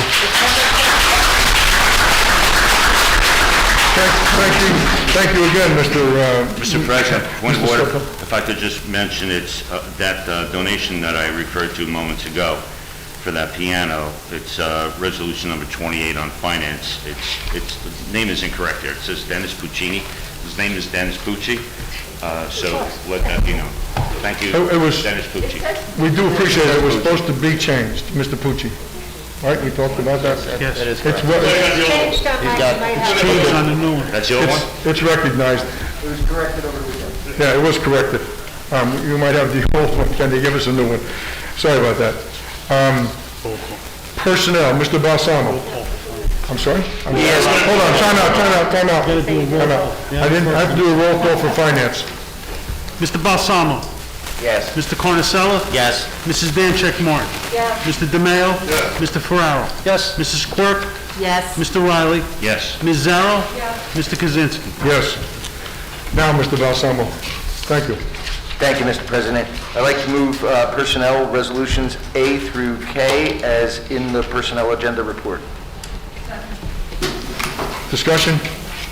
I just have one comment on the personnel report. I like the new layout, Mr. DePisa, so much easier to read. One recommendation on the new layout was to somewhere number the sections between A through K, so that if we have to reference a specific line item inside of those sections, we'd be able to easily reference that. Yes. But I love the new layout. Thank you. Me too. What are you thanking him for? Mr. Kaczynski. I was going to say, Karen Greco. Thank you very much. Thank you. Roll call? Mr. Balsamo. Yes. Mr. Carnicella. Yes. Mrs. Dancheck Martin. Yes. Mr. DeMayo. Mr. Ferraro. Abstain? Mrs. Quirk. Yes. Mr. Riley. Yes. Ms. Zarrow. Mr. Kaczynski. Yes. Motion passes. Mrs. Quirk, policy, please? Yes, Mr. President, I move resolutions 1 to 3 as written. Second. Discussion? Roll call? Mr. Balsamo. Yes. Mr. Carnicella. Yes. Mrs. Dancheck Martin. Yes. Mr. DeMayo. Yes. Mr. Ferraro. Yes. Mrs. Quirk. Yes. Mr. Riley. Yes. Ms. Zarrow. Mr. Kaczynski. Yes. Is there any old business to come before this board? Any new business to come before this board? Mr. Riley? I would like to mention something Mr. Kay said earlier, that we do not get an opportunity to speak. Actually, we do. Actually, this is old business and new business is an opportunity for each and every one of us to address the public on whatever we feel we need to address the public on. And having sat here for the last 3+ hours, I just want everybody here to know that when the superintendent sent the back to school information to board members, my immediate response was, I'm 1,000% against a mask mandate.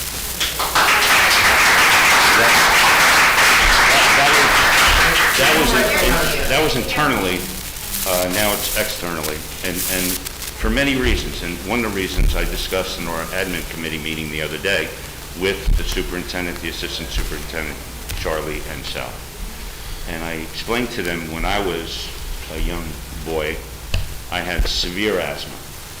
I had attacks that took me to the hospital many times, and there is no way that I could have ever worn a mask in school with the asthma that I had. There's no way I could breathe. I don't know. I mean, we discussed that we now have over 800 special needs kids in this district. Several of them we heard from their parents tonight, and my heart breaks for each and every one of you. Here's what I want to do. What I want to do is I want to put a motion on the floor right now. And I want to put a motion on the floor to send a new letter to the governor, to the 10th power. And I know we've sent them before, but I truly believe in my heart that if all 560-something municipalities of New Jersey sent letters like we've seen from towns like Wall and Cedar Grove and others, I think we could make a difference.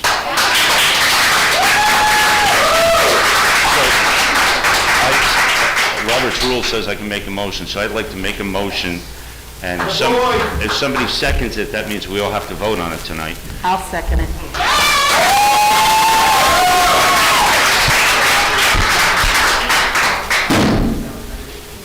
Easy. Don't get excited. We're here. We're all on the same team. Do you understand that? He's on our team. We're all on the same team. Let's see your vote. Let's see your vote. Mr. President? I'm sorry. Mr. President? Yes, sir. So, I have a question with regard to, I'm in agreement with what Mr. Riley said. However, I would like to have a discussion with council to understand more fully all the legal, if any, legal ramifications. I'm in agreement. I'm not against it. I would just like to discuss Let him discuss it. with the attorney, obviously. I think he can discuss it in open. It's legal advice that, usually happens in court. But we've already sent letters.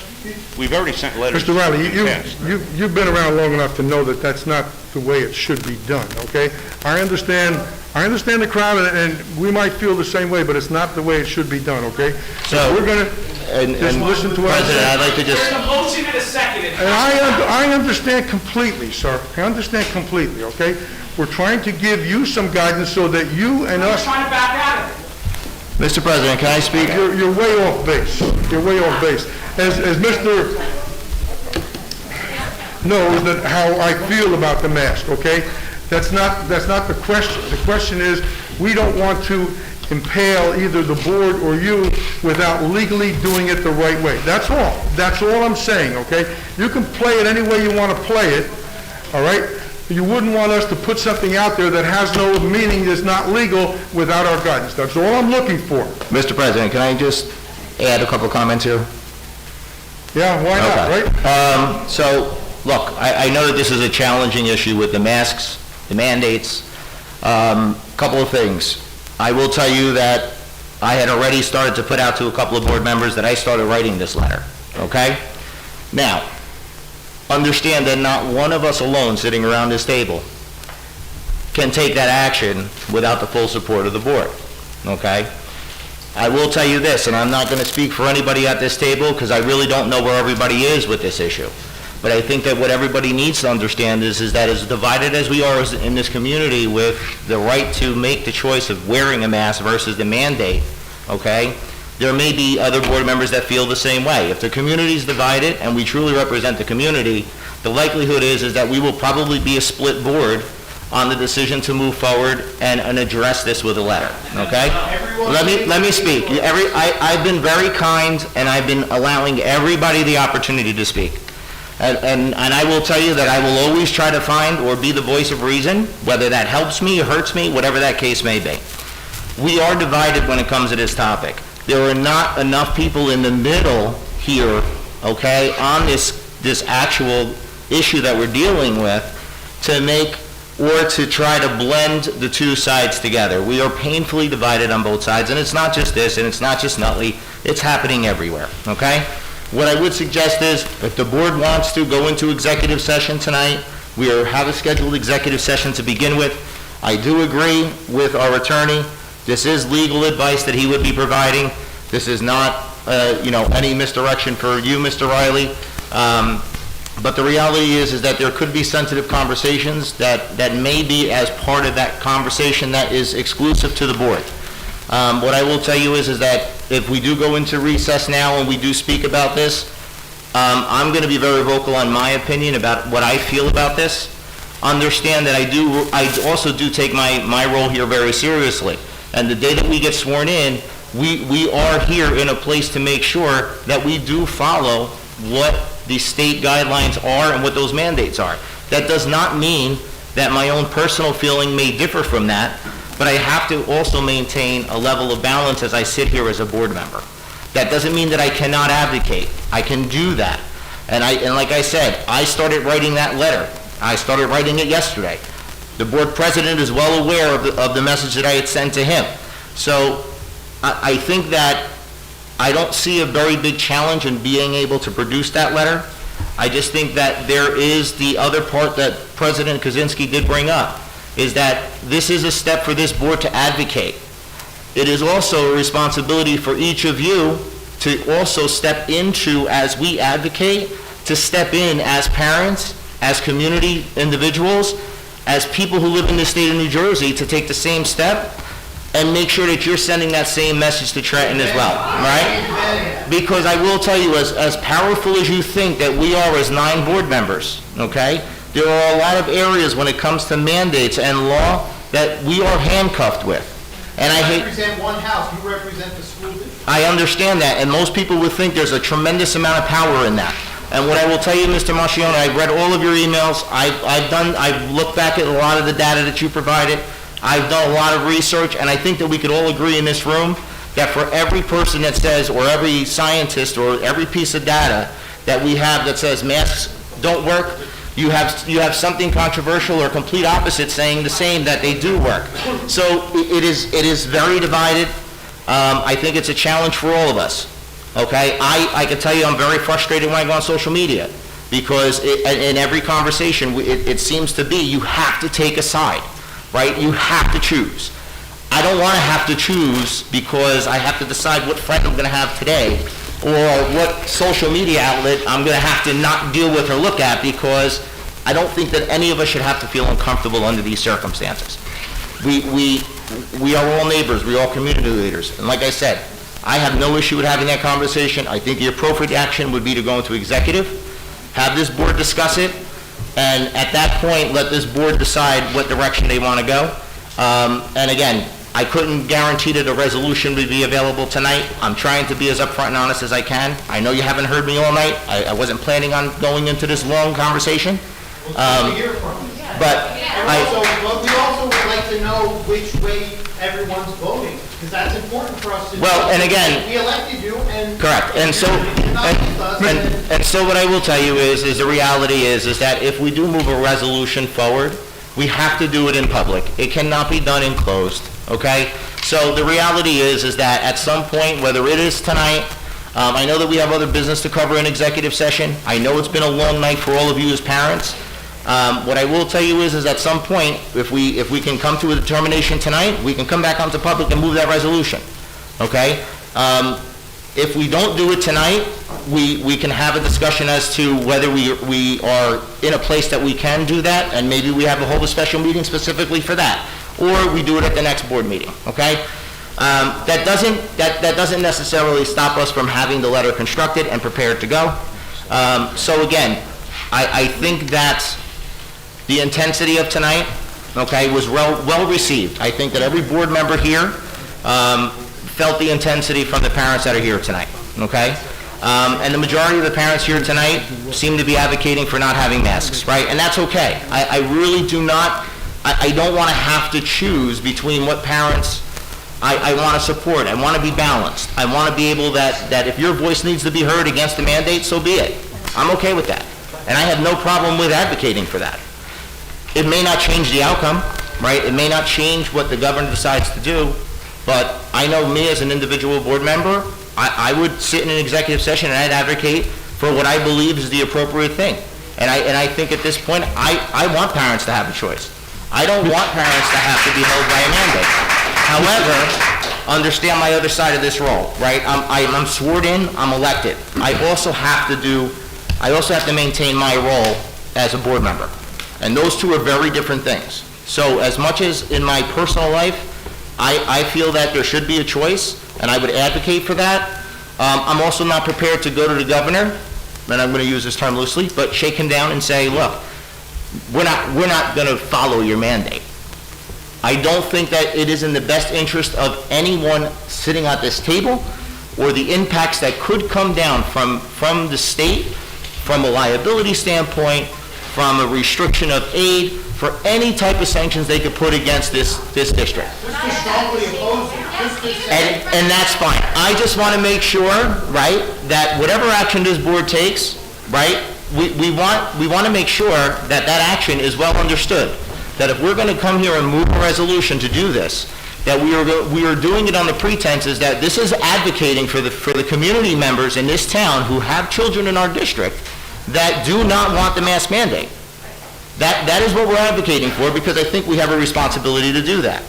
You want to tell them liabilities, tell them they can pay for our therapy, kids' therapy bills, and their But I want to end with that. We do need to get into closed executive session. We still have plenty of work to do tonight. I understand the intensity of the room, okay? Mr. President. And a second. And if you just listen for a minute, we're not there yet, okay? That's why we're having a discussion. We're going to get to the vote on what we're going to do. We have to have the discussion first. But like Mr. K mentioned before, you say my board members don't speak. My board members have the perfect right to speak whenever they want to, okay? Well, I don't know what you're shaking your head for. Is he talking? Did he talk? They can talk, okay? But here's what happens. Let me tell you what happens, okay?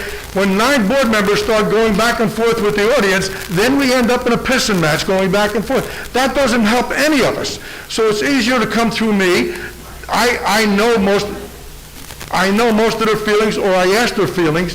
That's the only reason we do it, to keep some kind of continuity going. The only reason, okay? So respectfully, while you may come to the meeting knowing how maybe all other 8 board members feel, when 3.5 hours of open public comment occur, you cannot think that you know how the other 8 board members feel, and they should have the opportunity to speak for themselves. And they always do. When we come to old business, new business, they can say whenever they want to, and I don't have the power to stop them. Mr. President, excuse me, there's a motion on the floor with a first and a second.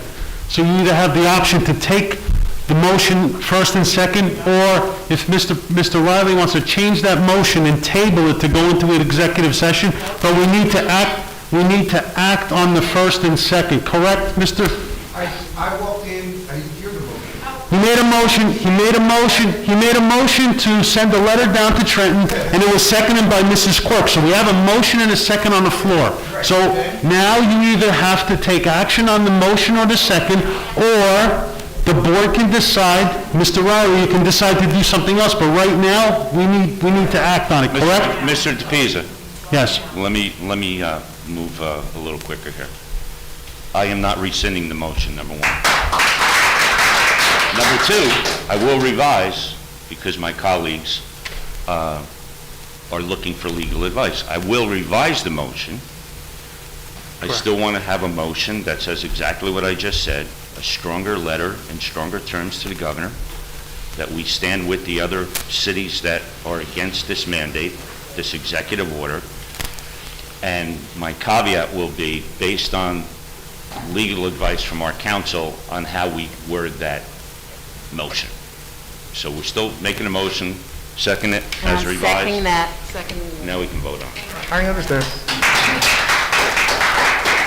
Mr. Evelyn, do we need to, so from what I understand, you're looking for the motion, which I understand completely, but the language will be composed by you with input from the 9 board members and the citizens, which we have their input in our brains, it'll be constructed by you. If that's the direction of the board, Yep.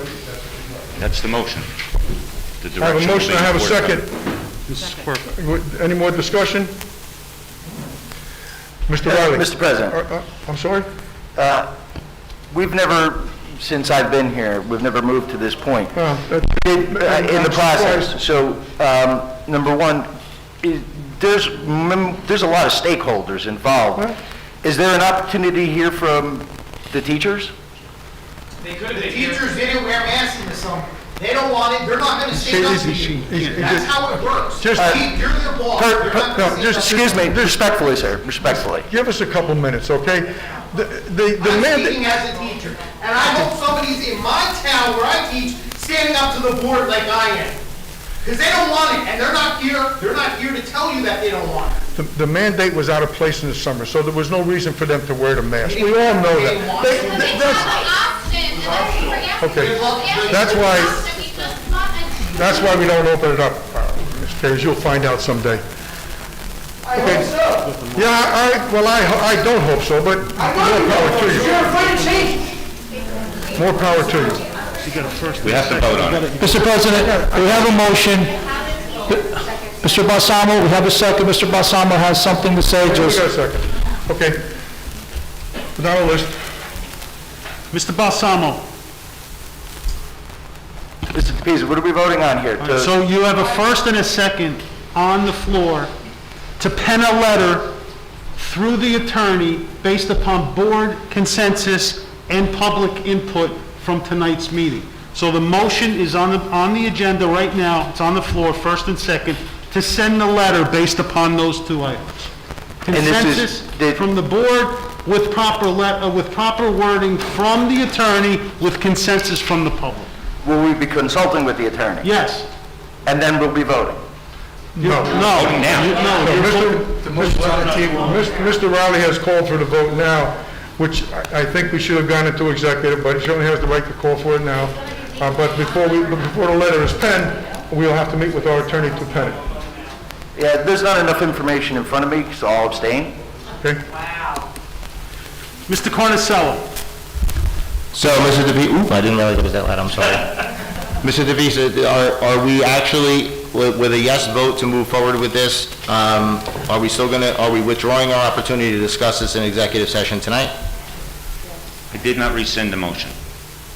Mr. Riley doesn't care to rescind the motion. Okay, Again, with the change in your motion, does it still allow for a conversation this evening for executive? No, it does not. Okay. It allows for legal input. Okay. To make sure that we don't get... So as much as I want to support that resolution, and again, I try to be as procedural as possible.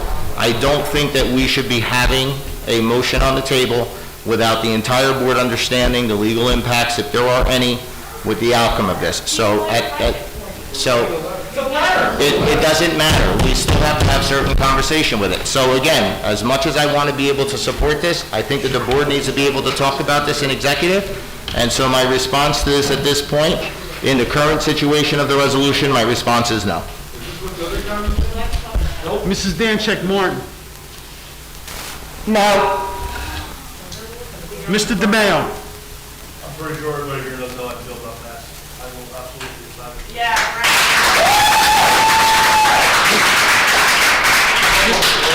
Mr. Farrell. I will support the motion.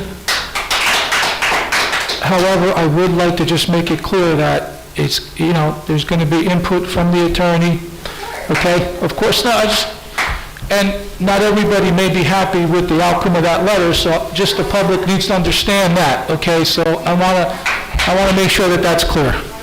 Mrs. Quirk. Mr. Riley. I just want to address my colleague, Mr. Cornicello. I respect what you say, and I know you're a policy and procedural guy, and so am I.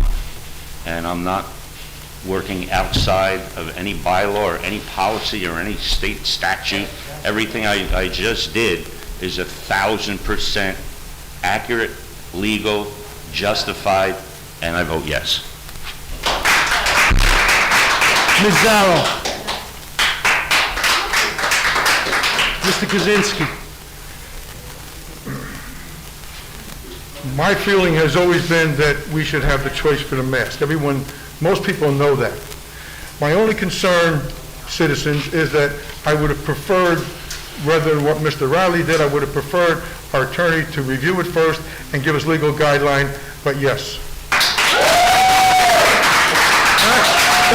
And I'll tell you, that's not the right thing that I did, because it should have gone to our attorney first. Mr. Riley was wrong, in my opinion. Motion carries 6-1.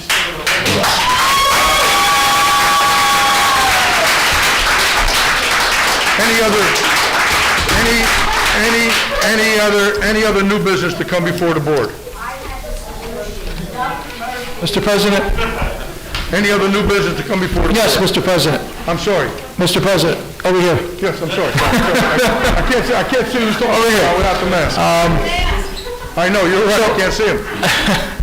I know this is something we've talked about over the years, the 3 levels of sports, and I know it's one of the things that I had asked for. I know the Finance Committee had discussed that. We'd like to maybe have Mr. Pyro come back to us in committee and go over the numbers. We've now had 3 years, I believe, of the 2 levels of sports, the varsity and sub-varsity. I'd like to see where we are number-wise as far as how many kids in the program, all of the sports, just to see if it's something we need to look at again. Again, this is from finance. We asked to look at, we asked to have that information in finance. Mr. Riley, could you read from your admin notes? Sal speaking. Can you read again from your admin notes? Yes. And I just want to say, I thank Mr. Balsamo for this also, for pushing this issue, because it's something that we've spoken about for a lot of years and never really addressed it. And where we are now is that, again, we've spoken about this in the past, and we say if we have the numbers, why wouldn't we have the proper levels? So I don't even have to read from my admin notes because I haven't memorized. It's a moving target. As far as I'm concerned, whenever we have enough students to justify a freshman, JV, and varsity squad, we haven't diminished the coaches. We still have the same amount of coaches as we've always had, even though we don't call it freshmen anymore. Whatever we call it, we call it. But thank you, Sal, for pushing that, and thank you, both Sals, for pushing that. Thank you. Yeah, just read it again so it's clear for the people at home. No? Okay. We are going to have Mr. Powell come back before the entire board and discuss it, okay? Thank you. Okay. Whereas the Nutley Board of Education will be discussing matters exempt from the public discussion pursuant to NJSBA 10-412, now therefore be resolved that the Board of Education recess to close the executive session at this time to discuss ongoing litigation. Be it further resolved that the results of this discussion be made public by inclusion on the agenda of a subsequent meeting of the Board of Education, or when the reason for discussing such matters is closed session no longer exists. I need a motion to do that. Thank you. Second. Thank you. We're going into closed session.